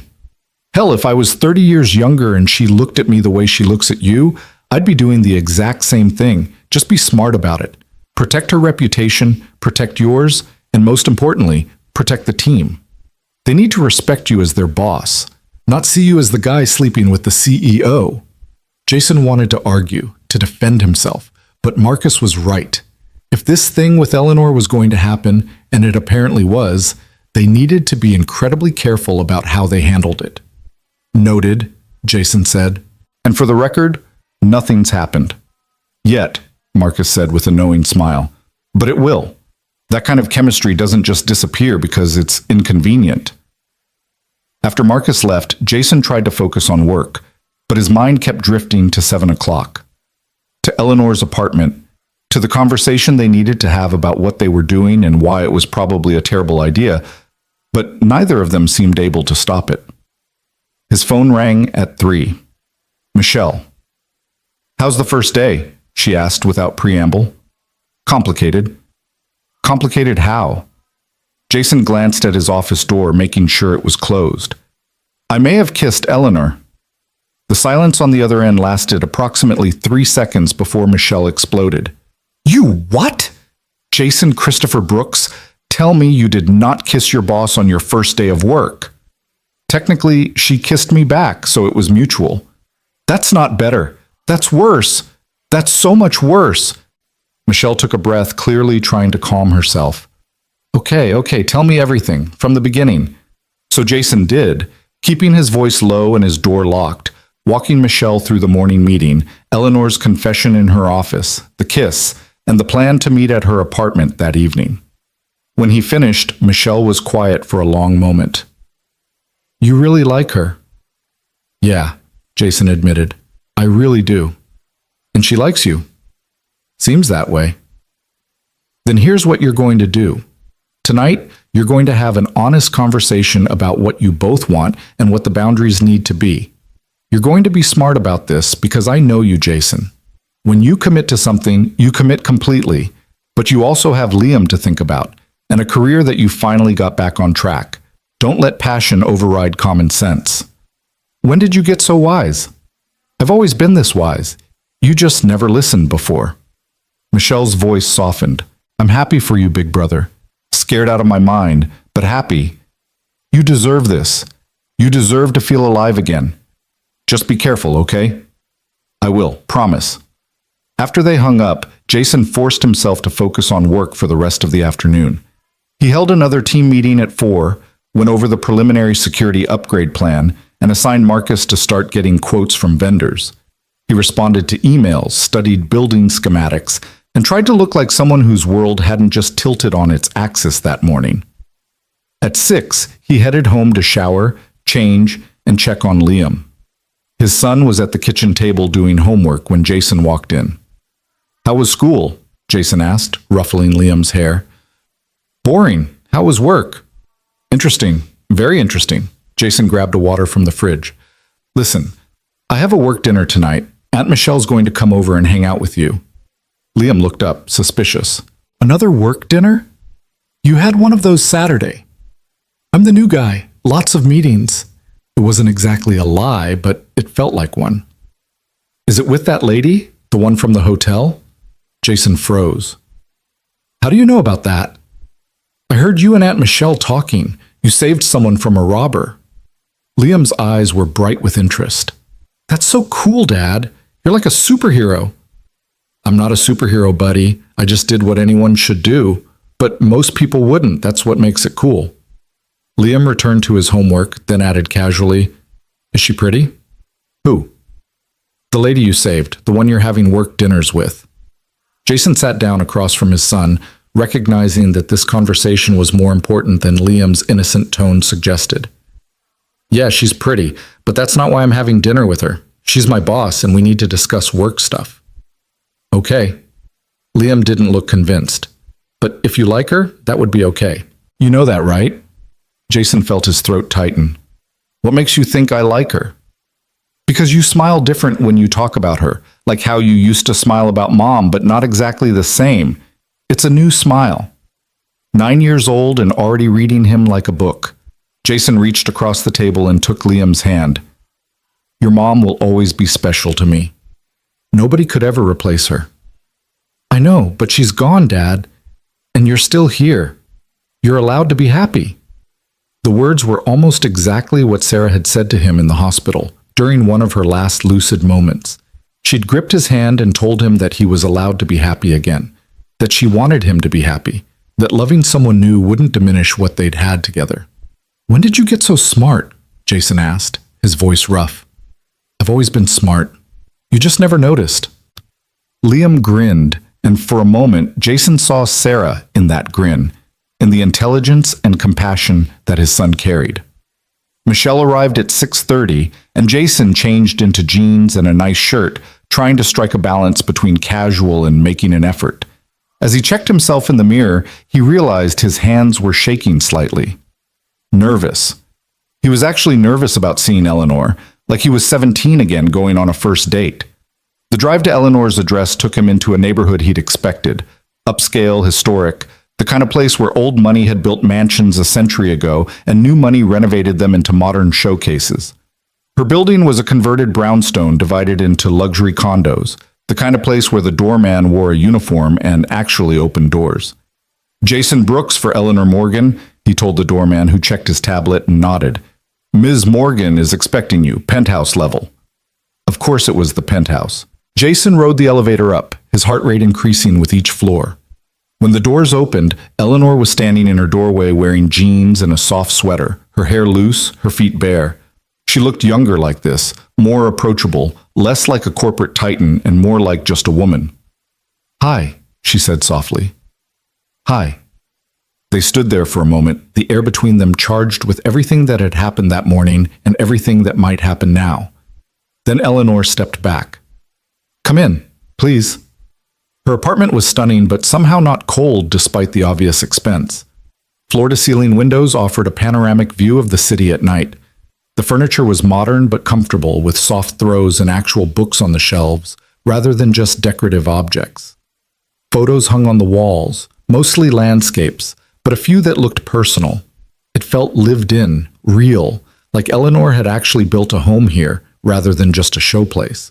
"Wine?" Eleanor asked, moving to the kitchen. "Please." She poured 2 glasses of red, handed him one, and then led him to the couch by the windows. They sat at opposite ends, the space between them feeling vast and charged at the same time.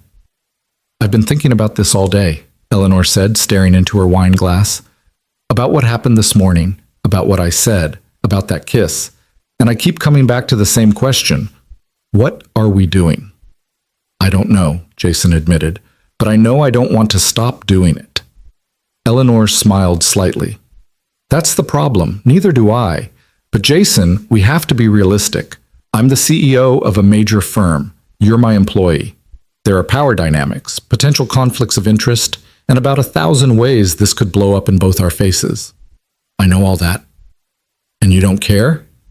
Jason set down his wine glass and shifted closer to her. "I care. But I also know that life is short and unpredictable. I watched my wife die over the course of 8 months. Every day watching her fade, watching the person I loved disappear piece by piece. It taught me that you can't control everything, you can't plan for everything, and sometimes you just have to grab onto whatever good comes your way and hold on tight." He took Eleanor's hand, lacing his fingers through hers. "You're good, Eleanor. Being around you, talking to you, it makes me feel alive in a way I haven't felt since Sarah died.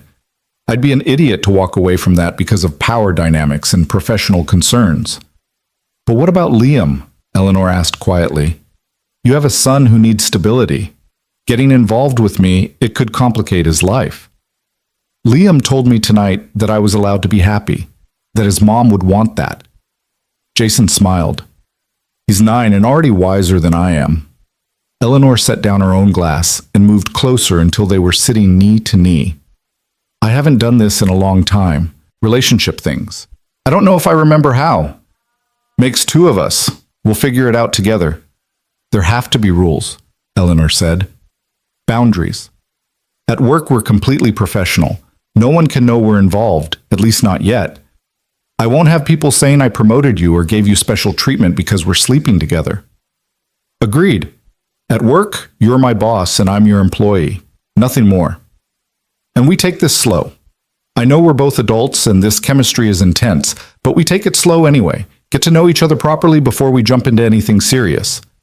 "I can do slow," Jason said, though the way Eleanor was looking at him made slow seem like an impossible goal. "One more thing," Eleanor said, her voice dropping to almost a whisper. "I'm scared, Jason. I'm scared of how much I already feel for you. I'm scared of getting hurt, of hurting you, of this ending badly and losing not just whatever this is between us, but also the best head of security I've ever had." Jason cupped her face in his hands, forcing her to meet his eyes. "I'm scared too. Terrified, actually, but I'd rather be terrified with you than safe and alone.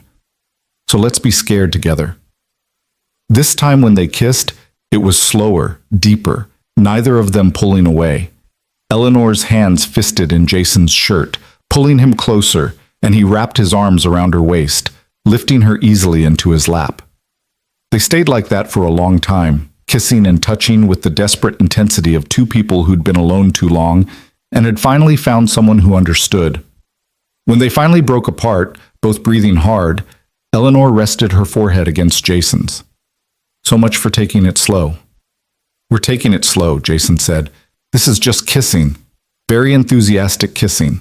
Eleanor laughed, and the sound was unguarded and genuine. "I like you, Jason Brooks. More than is probably wise."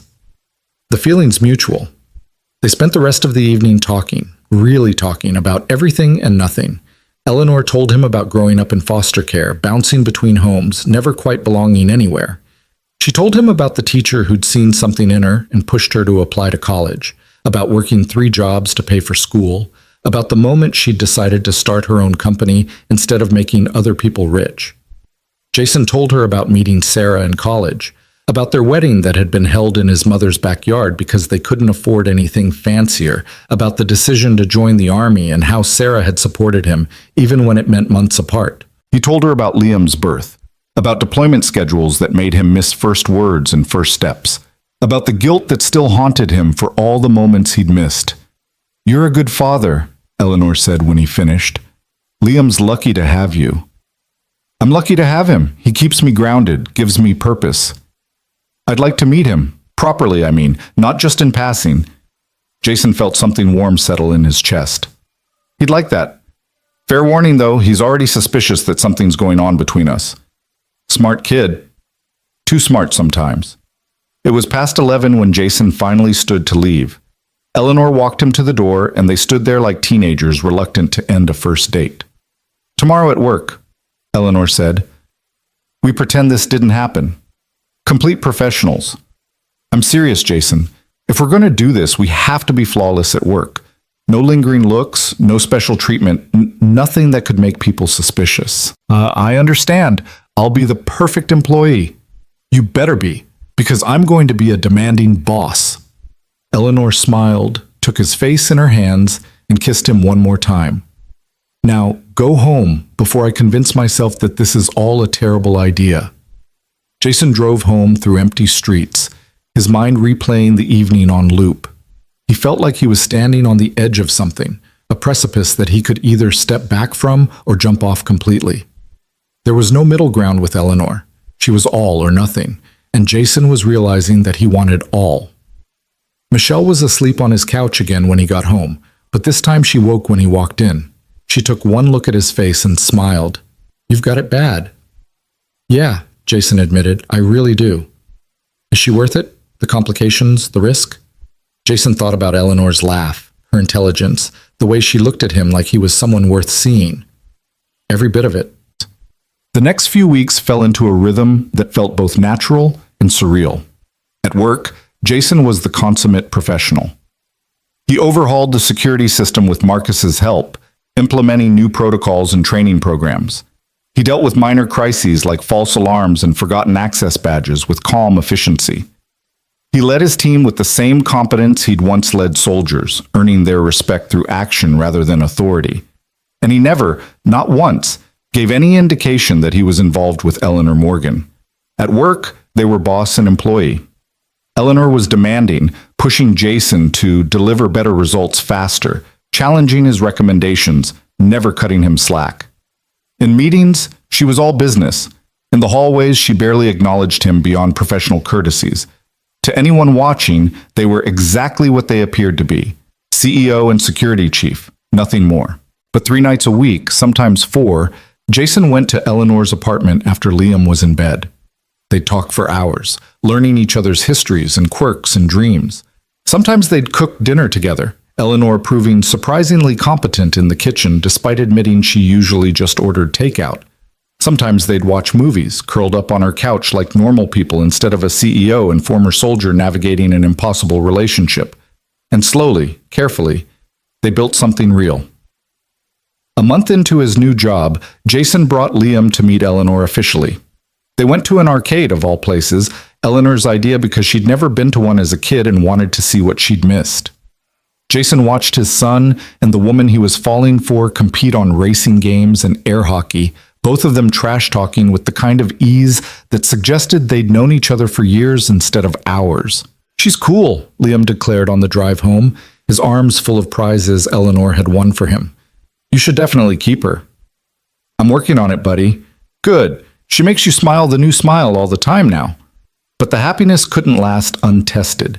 6 weeks into Jason's tenure at Morgan Holdings, reality came crashing back in the form of the man in the ski mask. It was a Tuesday afternoon, normal in every way, until Jason's phone rang with an internal extension he didn't recognize. He answered automatically. "Jason Brooks, security." Heavy breathing on the other end, then a distorted voice, electronic and menacing. "Tell Ms. Morgan she can't hide behind bodyguards forever. What she took from me, I'll take from her. And everyone she cares about." The line went dead. Jason was on his feet instantly, his military training kicking in. He called Marcus. "Lock down the building, now. Nobody in or out without clearance." "What's happening?" "Credible threat against Ms. Morgan. I'm going to her office. Get me footage from every exterior camera for the last 10 minutes. Jason took the stairs 2 at a time up to the 28th floor, his heart hammering not with fear but with cold, focused determination. Patricia stood when she saw him coming. "Where is she?" Jason asked. "Conference room B, finishing a meeting with—" Jason was already moving. He opened the conference room door without knocking, interrupting Eleanor mid-sentence. 6 executives stared at him in shock, but Jason only had eyes for Eleanor. "We need to talk, now, privately." Eleanor's eyes narrowed at the interruption, but she must have seen something in his face because she stood immediately. "Gentlemen, we'll continue this in 30 minutes. She followed Jason to her office, and the moment the door closed, her professional mask dropped. "What happened?" "I got a threat call. Electronic voice, distorted but clear. They mentioned what you took from them. They mentioned hurting people you care about." Jason moved to her windows, checking sight lines, angles, exposure. "It's the same person from the robbery, has to be." Eleanor had gone pale, but her voice was steady. "What did they say exactly?" Jason repeated the message word for word and watched Eleanor's face as she processed it. He saw fear flash across her features, quickly buried under determination. "Okay," she said. "What do we do?" "First, you're going to tell me everything about anyone who might have cause to target you. Business deals gone bad, fired employees, rejected investors, everything. Then I'm calling the detective who handled your robbery case and bringing them up to speed. And then you're getting a personal security detail until we figure out who this is." "Jason, I can't walk around with bodyguards. It looks weak." "It looks smart," Jason countered. "Someone threatened you, on my watch. That's not happening again." Eleanor studied him for a long moment, and Jason saw the moment she stopped being CEO and became just Eleanor, the woman who'd been terrified in the street 6 weeks ago. "Okay, I trust you. Tell me what you need."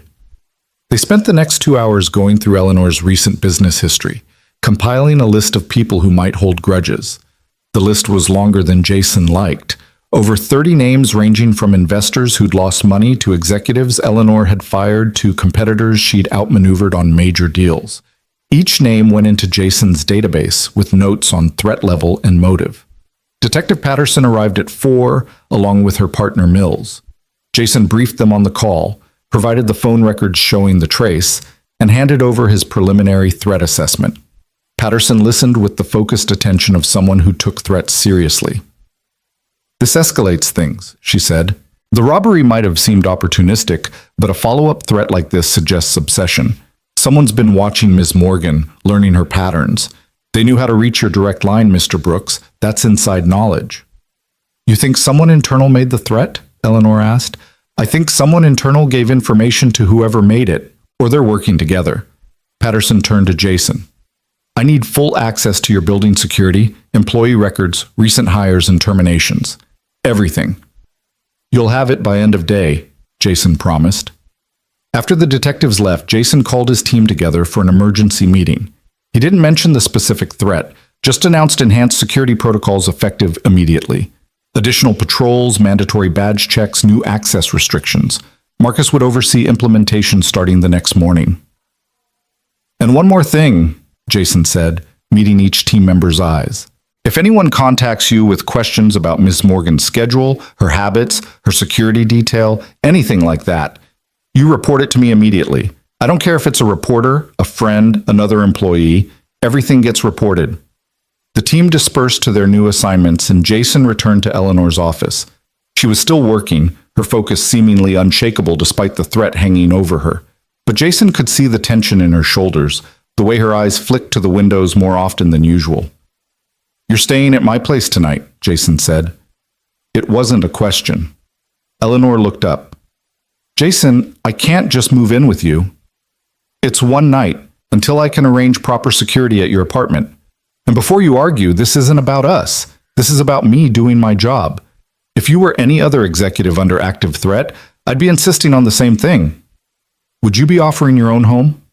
If it was the most secure location available, yes." Which was actually true. Jason's apartment might be modest, but it was in a building with good security, and more importantly, no one knew about it. Eleanor's penthouse was public knowledge, listed in property records, featured in a magazine spread about successful women's homes. Eleanor sighed. "Fine, one night, but this is purely professional." "Purely professional," Jason agreed, though they both knew it wasn't. They left the building together after most employees had gone home, Jason hyper-aware of their surroundings in a way he hadn't been since his military days. Every person on the street was a potential threat, every car a possible tail. He'd slipped back into combat mindset without even trying, and part of him was grateful for the clarity it brought. At his apartment, Eleanor met Michelle, who'd arrived early to watch Liam and stayed when Jason texted about the situation. His sister took one look at Eleanor's face and immediately switched into nurturing mode. "You're safe here," Michelle said firmly. "Jason might drive me crazy sometimes, but he's the best at what he does. Nobody's getting to you." Liam appeared from his room, stopping short when he saw Eleanor. "Are you staying for dinner?" "Looks like it," Eleanor said, managing a smile. "If that's okay with you." "Totally okay. Can you help me with my math homework after?" "Dad's terrible at fractions." "I am not terrible at fractions," Jason protested. "You are, though," Michelle said. "Remember when you tried to help him with that baking recipe and used wrong measurements?" Eleanor laughed, and some of the tension eased from her shoulders. They ordered pizza, and while they ate, Eleanor helped Liam with homework while Jason and Michelle talked quietly in the kitchen. "Someone threatened her?" Michelle asked, keeping her voice low. "Yeah, and it's serious, Mash. This person knows too much about our building, about our schedule. It's not random." "You'll figure it out. You always do." Michelle squeezed his arm. "But Jason, be careful. You're in love with her. That makes you vulnerable." Jason started to deny it, then stopped. Was he in love with Eleanor? He thought about the way his heart jumped when he saw her, the way he couldn't imagine his days without her in them, the fierce protectiveness that had roared to life the moment he'd heard that threatening voice on the phone. "Yeah," he admitted quietly. "I think I am." "Does she know?" "We haven't said it." "Maybe you should. Life's short and all that." After Michelle left and Liam was in bed, Jason set Eleanor up in his room despite her protest that she'd take the couch. He gave her spare clothes to sleep in, showed her where everything was, and tried to ignore how right it felt having her in his space. "Thank you," Eleanor said, standing in his bedroom doorway looking small and tired. "For today, for tonight, for everything. It's my job." "No, it's more than that. You protect everyone, but with me it's different. I can feel it." Jason crossed to her, unable to stay away. "Because it is different. Because you're not just someone I work for, Eleanor. You're..." "I'm what?" "Everything," he said simply. "You're everything." Eleanor's eyes filled with tears. "I'm scared, Jason. I've built this life through sheer force of will, convinced myself I didn't need anyone, that being alone was safer. And then you tackled a man in the street for me, and suddenly I'm not alone anymore. Suddenly I have something to lose. You're not going to lose me, and I'm not going to let anything happen to you. You can't promise that. Watch me." They stood there in his doorway, holding each other while the city hummed outside, and Liam slept peacefully down the hall. Two people who'd been broken in different ways, finding wholeness in each other. Two people who'd built walls to keep the world out, slowly dismantling them brick by brick. "I love you," Eleanor whispered into his shoulder. "I didn't mean to. I tried not to. But I do." Jason pulled back just enough to see her face. "I love you too. Have for weeks, probably. Just didn't know how to say it." They kissed then, soft and slow. A promise more than passion. A commitment to whatever came next, threats and complications and impossible odds included. Later, after Eleanor had fallen asleep in his bed and Jason had taken the couch, he lay awake staring at the ceiling and thinking about the threat. Someone out there wanted to hurt Eleanor, wanted to take from her what she'd apparently taken from them, and Jason was going to find them before they got the chance. He pulled out his phone and started making notes, connections, possibilities. The voice had been electronically distorted, which meant premeditation. They'd called his direct line, which meant inside knowledge of the company directory. They'd mentioned what Eleanor had taken, which suggested financial motive. Lost money, lost opportunity, lost something valuable. Jason thought back through the list they'd compiled that afternoon. 30 names, but some stood out more than others. Derek Hansen, a former VP Eleanor had fired for cause after discovering he'd been skimming funds. Linda Martinez, an investor who'd lost big when Eleanor pulled out of a deal that later collapsed. Thomas Wright, a competitor who'd bid against Eleanor for a major acquisition and lost. One of them, or someone connected to them, was behind this. Jason was sure of it, and he was going to prove it. His phone buzzed with a text from Marcus. Building footage shows unmarked van parked across the street for 47 minutes this afternoon. Left right after the threat call came in. "Running plates now," Jason responded immediately. "Send me everything. Photos, timestamps, all of it." This was the break they needed. Whoever had made that call had been watching the building, waiting for the right moment. They'd made a mistake, stayed too long, gotten caught on camera. And mistakes were what brought people down. Jason worked through the night, cross-referencing footage with the threat assessment list, building a profile of their suspect. By the time dawn broke through his windows, he had a theory. And by the time Eleanor emerged from his bedroom wearing his old army t-shirt and looking rumpled and beautiful, he had a plan. "Morning," she said, moving to where he sat surrounded by papers and laptop screens. "Did you sleep at all?" "I'll sleep when we catch this guy." Jason pulled her down into his lap, needing to touch her, to reassure himself she was safe. "I think I know who it is, or at least who hired someone to make the threat." Eleanor stiffened. "Who?" "Thomas Wright. He's the only one on our list with both motive and means. You beat him on the Henderson acquisition last month, cost him probably $50 million in projected revenue. His company's been struggling since. And get this, he has a brother who did time for stalking and harassment. You think the brother made the call? I think Wright hired someone to scare you, maybe try to leverage information or force you to back out of upcoming deals. The robbery was probably the first attempt. Grab your phone or tablet, get access to confidential information. When that failed because I intervened, they escalated to direct threats." Eleanor processed this, her CEO brain clearly working through implications. "Can you prove it?" "Working on it. Marcus is tracing the van, Patterson's pulling Wright's financials, and I'm going to dig into his brother's known associates. If I'm right, we'll have evidence within 48 hours. And if you're wrong, then we keep looking. But Eleanor, I'm not wrong. Everything points to Wright." She turned in his lap to face him directly. "This is what you were in the army, isn't it? This focused, this determined. You were a good soldier." "I was a good officer," Jason corrected. "There's a difference. Soldiers follow orders. Officers make decisions that save lives or cost them. I got very good at making the right decisions." "I'm glad you're on my side." "Always," Jason promised, "for as long as you'll have me." Liam's alarm went off then, signaling the start of a normal day in a life that had become anything but normal. Eleanor went to shower while Jason made breakfast, and for a few minutes they played at being a regular family. 3 people starting their morning together, connected by something more powerful than convenience or circumstance.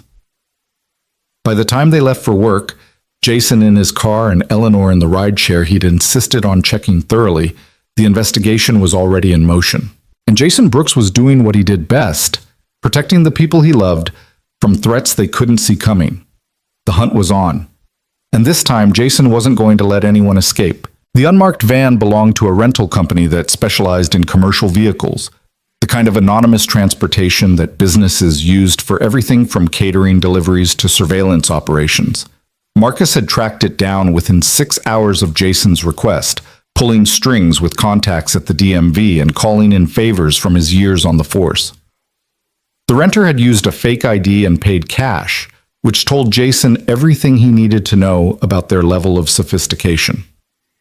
Professionals, Marcus said, spreading photographs across Jason's desk Wednesday morning. Or at least professional enough to cover basic tracks. But they made mistakes. Left the van parked too long in one spot. Didn't account for our traffic cameras. Probably assumed we weren't monitoring external threats that closely. Jason studied the photos with the intensity he'd once reserved for enemy positions and hostile territory assessments. The van itself was nondescript, white with no markings, tinted windows that prevented any view of the interior. But in one shot, taken as the vehicle pulled away from the curb, the driver's window was down just enough to show a partial profile. Male, mid-30s, dark hair, sunglasses obscuring most of his features. "Can we enhance this?" Jason asked, tapping the image. "Already sent it to Patterson. She's got tech guys who can work magic with resolution enhancement. We should have something usable by end of day." Jason leaned back in his chair, mind working through scenarios and connections. Thomas Wright had the motive. His brother David Wright had the criminal history, but they needed the link between the Wrights and whoever had been in that van. A paper trail, phone records, something concrete that would hold up in court. "I want 24-hour surveillance on Thomas Wright," Jason said. "Not us. We don't have the resources. But Patterson should be able to get authorization for monitoring based on the threat level." "You really think Wright's behind this?" "Everything points to him. The Henderson acquisition, the timeline, the escalation from physical robbery to phone threats. He's desperate, Marcus. Desperate men do stupid things." Marcus nodded slowly. "I've seen it before. Guy builds his whole identity around success, loses big, can't accept it, starts thinking if he just eliminates the competition, everything will go back to normal. Except it won't, and people get hurt in the process." Jason thought about Eleanor, about the fear in her eyes when she'd heard the threat, about how vulnerable she'd looked wearing his t-shirt that morning. "We're going to stop him before that happens." The rest of Wednesday passed in a blur of coordination and investigation. Jason worked with Patterson to build a case file comprehensive enough to warrant surveillance on Wright. He reviewed every security measure in the building, tightening protocols and rotating guard schedules to eliminate patterns that could be exploited. He had Marcus conduct surprise drills with the team, testing response times and communication procedures. And through it all, he maintained perfect professional distance from Eleanor. In meetings, he addressed her as Miss Morgan. In the hallways, he nodded respectfully but didn't linger. When she requested a security briefing at 3, he delivered it in her office with Patricia present, outlining enhanced protections without mentioning anything personal. But when their eyes met across her desk, Jason saw the trust there. The certainty that he would keep her safe no matter what it cost him. That trust was both a gift and a burden, and he wore it like armor. Eleanor worked late that night, as she often did, and Jason insisted on personally escorting her home. They took his car instead of a rideshare, Jason driving with the hyper-awareness of someone who'd conducted combat patrols through hostile territory. He checked mirrors constantly, varied his route, watched for tails or suspicious vehicles. "You really think they'll try something?" Eleanor asked from the passenger seat. "I think they're escalating. Phone threats are a step up from street robbery. The question is what comes next." Jason glanced at her, seeing the exhaustion in her profile. "When's the last time you slept properly?" "Define properly." "More than 4 hours." Eleanor was quiet for a moment. "Monday night, at your place." "That's what I thought." Jason made a decision. "You're staying with me again tonight. And before you argue, this isn't negotiable. You need rest, and you won't get it at your place worrying about security." "Jason, I can't keep imposing."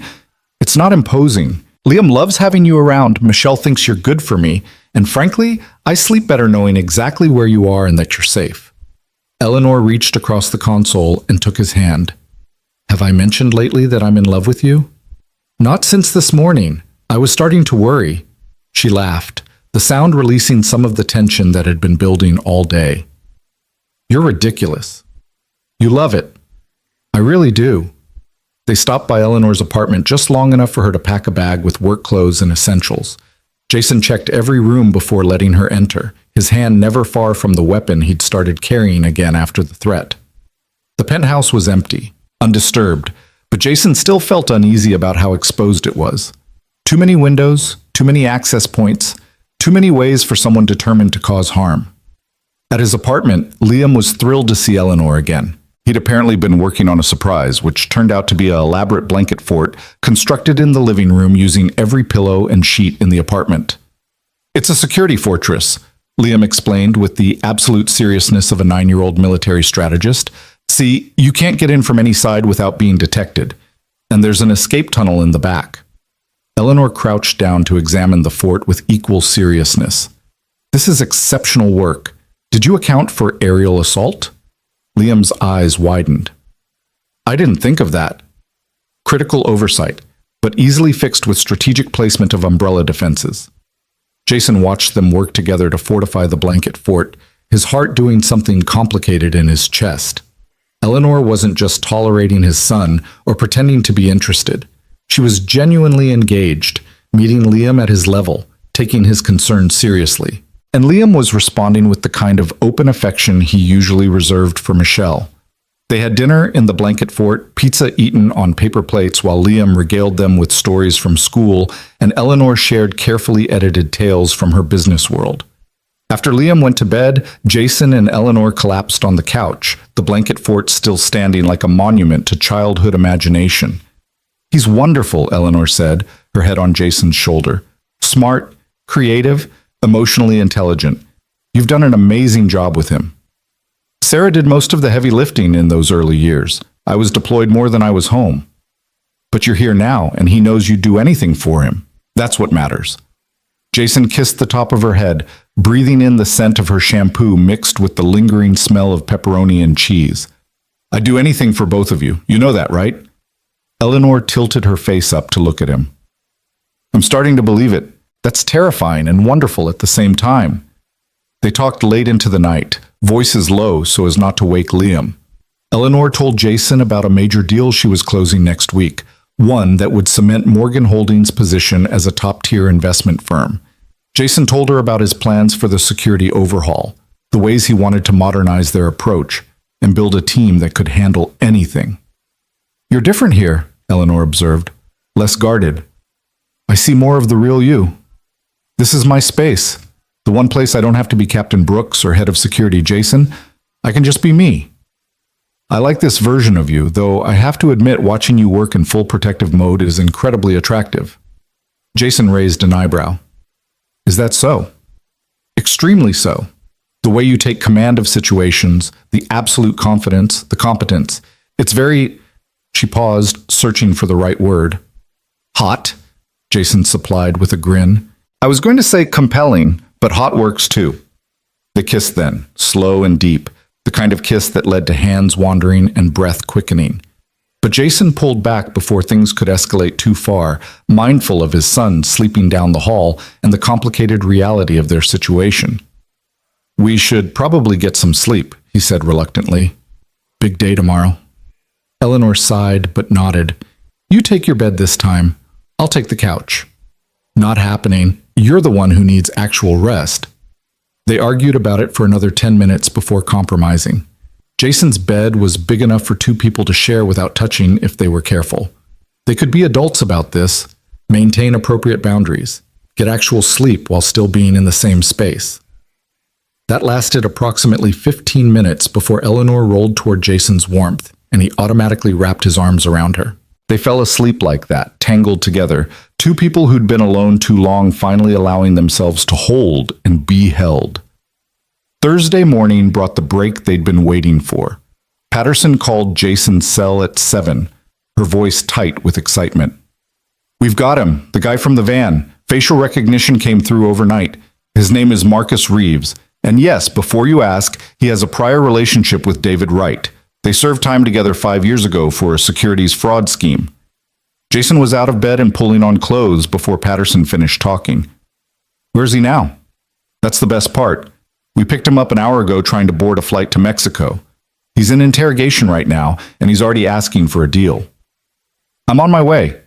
Eleanor stirred as Jason moved around the room gathering his things. What's happening? They caught the guy from the van. I need to get to the police station. She was immediately alert, sitting up and pushing hair out of her face.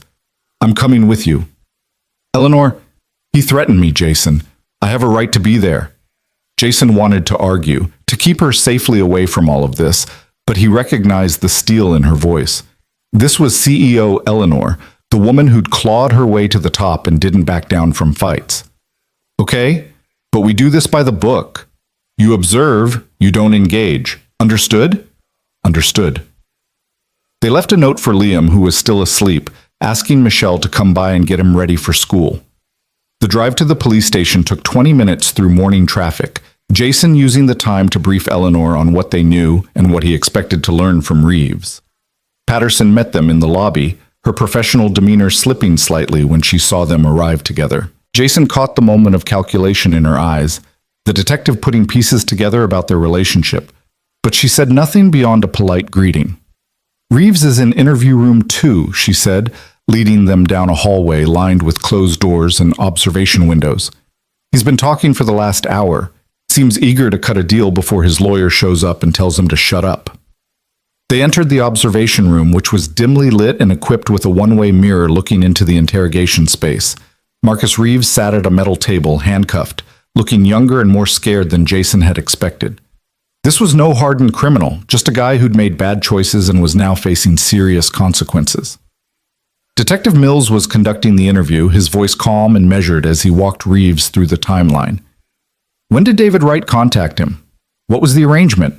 How much was he being paid? What were his instructions regarding Eleanor Morgan? Reeves talked, words tumbling out in his eagerness to cooperate. He'd been hired 3 weeks ago through a mutual contact who knew both him and David Wright. The job was supposed to be simple surveillance at first, just documenting Eleanor's movements and schedule. But then the instructions changed. He was told to send a message to make Eleanor understand that her business decisions had consequences. The robbery was supposed to be clean, Reeves said, his voice plaintive. Just grab her bag, get her phone and tablet, send everything to Wright. Nobody was supposed to get hurt. But someone did interfere, Mills prompted. A man stopped you. Yeah, came out of nowhere, hit me like a truck. I panicked, ran. David was furious when I showed up empty-handed, said I was useless, that he'd have to escalate. The phone call to Mr. Brooks was David's idea? David's script. He gave me the words to say, the voice distortion software to use, told me to call after business hours when most people would be gone. Said it would scare her, make her back off from deals that were costing his brother money. Jason felt Eleanor tense beside him. He reached over and took her hand, offering silent support. She squeezed his fingers hard enough to hurt. Mills pressed for more details. Where was David Wright now? Was Thomas Wright aware of his brother's actions? Were there other threats planned? Reeves answered everything, his story consistent and increasingly detailed. By the time Mills finally called for a break, they had enough to arrest both Wright brothers and probably secure convictions. Patterson joined them in the observation room, satisfaction clear on her face. We've got patrol units heading to both Wright's addresses now. This should wrap up clean. Will Reeves testify? Jason asked. He'll do whatever his lawyer tells him to, but yeah, I think so. He's looking at serious time otherwise, and he knows it. Testifying against the Wrights is his only shot at a reduced sentence. Eleanor had been quiet through all of this, processing everything they'd heard. Now she spoke, her voice controlled but edged with anger. Thomas Wright did this because I beat him on one deal, one acquisition? People have done worse for less, Patterson said. In his mind, you didn't just cost him money. You cost him reputation, credibility, his self-image as someone who always wins. That kind of ego doesn't handle failure well. He could have killed me. That man in the street could have had a weapon. Yes, Patterson agreed. He could have. You're very lucky Mr. Brooks was there. Eleanor turned to Jason, and he saw tears threatening in her eyes despite her composure. Can we get out of here? I need air. They left the police station and sat in Jason's car in the parking lot, Eleanor's hands shaking now that the adrenaline was wearing off. Jason held her while she cried angry, frightened tears, all the emotion she'd been holding back since Friday night finally breaking free. "I keep thinking about what could have happened," she said into his shoulder. "If you hadn't been there, if Reeves had succeeded in taking my phone and tablet, they would have had access to everything, client information, deal structures, passwords to accounts worth billions. Or worse, if he'd been armed, if he'd panicked and hurt me. But I was there," Jason said firmly, "and none of that happened. You're safe, Eleanor. The rights are going down. Reeves is cooperating. It's over." "Is it, though? How many other Thomas Wrights are out there? How many people have I angered or hurt or beaten in business deals? How many of them might decide that I'm a problem worth eliminating?" Jason pulled back to look at her directly. "That's fear talking. Yes, your position comes with risks. Yes, there will always be people who resent your success. But you can't live your life afraid of possibilities. You just build good security, stay aware, and keep doing what you're good at." "With you watching my back?" "Always. For as long as you want me there." Eleanor wiped her eyes, composing herself with visible effort. "I'm sorry. I'm not usually this emotional. You just found out someone wanted to hurt you badly enough to hire criminals. You're allowed to be emotional." They sat in silence for a few minutes, Jason just holding Eleanor while she steadied herself. Then her phone rang, Patricia's name on the screen. Eleanor answered on speaker. "Ms. Morgan, I'm sorry to bother you, but the Henderson team is here for the closing meeting. They're asking when you'll arrive." Eleanor checked her watch and swore softly. "I completely forgot. Tell them I'll be there in 30 minutes. After she hung up, Jason started the car. "I'll drive you." "Jason, you don't have to... Yes, I do. This is my job, remember? Head of security. Head of making sure you get where you need to go safely." Eleanor smiled, some of her natural confidence returning. "Then drive, Mr. Brooks, and maybe exceed a few speed limits. I have an empire to run." The closing meeting took 4 hours. Eleanor negotiating terms and signing documents while Jason waited outside the conference room with Marcus, who'd come along as additional security. The deal they were finalizing was the Henderson acquisition, the same one that had triggered Thomas Wright's descent into criminal behavior. By the end of the meeting, Morgan Holdings had officially added a portfolio of healthcare investments worth over $200 million to their assets. Eleanor emerged looking exhausted but triumphant. "It's done. We're officially the largest healthcare investment firm on the East Coast." "Congratulations," Jason said. "Now can we please get you home so you can rest?" "I should go back to the office. There's still work." "Eleanor." Jason stepped closer, lowering his voice so only she could hear. "You've been operating on fumes for days. You closed a massive deal while processing trauma from a death threat. You're allowed to go home and rest." She studied his face, then sighed. "Fine, but only because you're very persuasive when you use that voice." "What voice?" "The one that makes me want to do whatever you say." Marcus coughed to cover a laugh, and Jason shot him a look. His second-in-command was definitely going to give him grief about this later. They drove to Jason's apartment instead of Eleanor's, stopping to pick up Liam from school on the way. Michelle had texted that morning saying she'd handle the pickup if needed, but Jason wanted to be there for his son after the chaos of the day. Liam came running when he saw the car, backpack bouncing, his face lighting up when he realized Eleanor was in the passenger seat. "Are you staying for dinner again?" he asked hopefully. "If your dad will have me," Eleanor said. "He definitely will. He makes this face when you're around." "What face?" Jason asked, pulling away from the school. "Like you're happy but also nervous. It's weird, but good weird." Eleanor laughed, genuine and unguarded, and Jason felt something settle in his chest. This was right. The three of them together, building something that looked suspiciously like a family. It was complicated and unconventional, and probably moving too fast, but it felt right in a way nothing had since Sarah died. That evening, they ordered Chinese food and ate in the blanket fort that Liam had reinforced with Eleanor's suggested umbrella defenses. They played board games, Liam winning at Monopoly through a combination of luck and ruthless 9-year-old business tactics that made Eleanor laugh until she cried. They watched a movie, some animated thing about talking animals that Jason lost the plot of because he was too focused on Eleanor's head on his shoulder and Liam's feet in his lap. After Liam went to bed, Eleanor helped Jason clean up the disaster of their evening. They worked in comfortable silence, moving around his small kitchen like they'd been doing this for years instead of weeks. "Thank you," Eleanor said as Jason handed her a dish to dry. "For today, for tonight, for everything. I know this is complicated, having me constantly at your place, disrupting your routine." "You're not disrupting anything. You're improving it." "Liam's really okay with this? With us?" Jason thought about his son's easy acceptance, his obvious affection for Eleanor, the way he'd started referring to her as Eleanor instead of Ms. Morgan, like she was already part of their lives. "He told me last week that I was allowed to be happy, that his mom would want that. He's 9 years old and already more emotionally mature than most adults I know. He gets that from you. He gets it from Sarah. She was the emotional center of our family. I'm just trying to live up to her example." Eleanor set down the dish towel and turned to face Jason. "Can I ask you something? And I need you to be completely honest. Always. Am I a replacement for Sarah in your mind? Someone to fill the gap she left?" Jason took Eleanor's face in his hands, making sure she could see the truth in his eyes. "No, you're not a replacement for anyone. Sarah was my first love, my wife, Liam's mother. She'll always be part of me. But you're not her, and I don't want you to be. You're Eleanor. Brilliant, driven, occasionally terrifying Eleanor who built an empire from nothing and still finds time to reinforce blanket forts with my son. I love you because of who you are, not because of who you're replacing." Tears slipped down Eleanor's cheeks. "I needed to hear that. I've been afraid that I'm just convenient, just the woman who happened to be there when you were ready to move on."